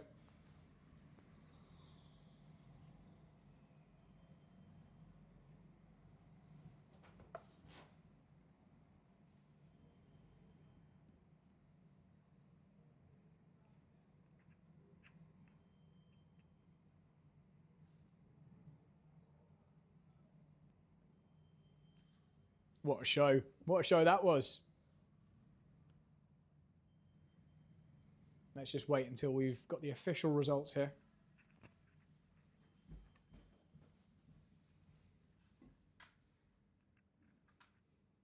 Just updating right now.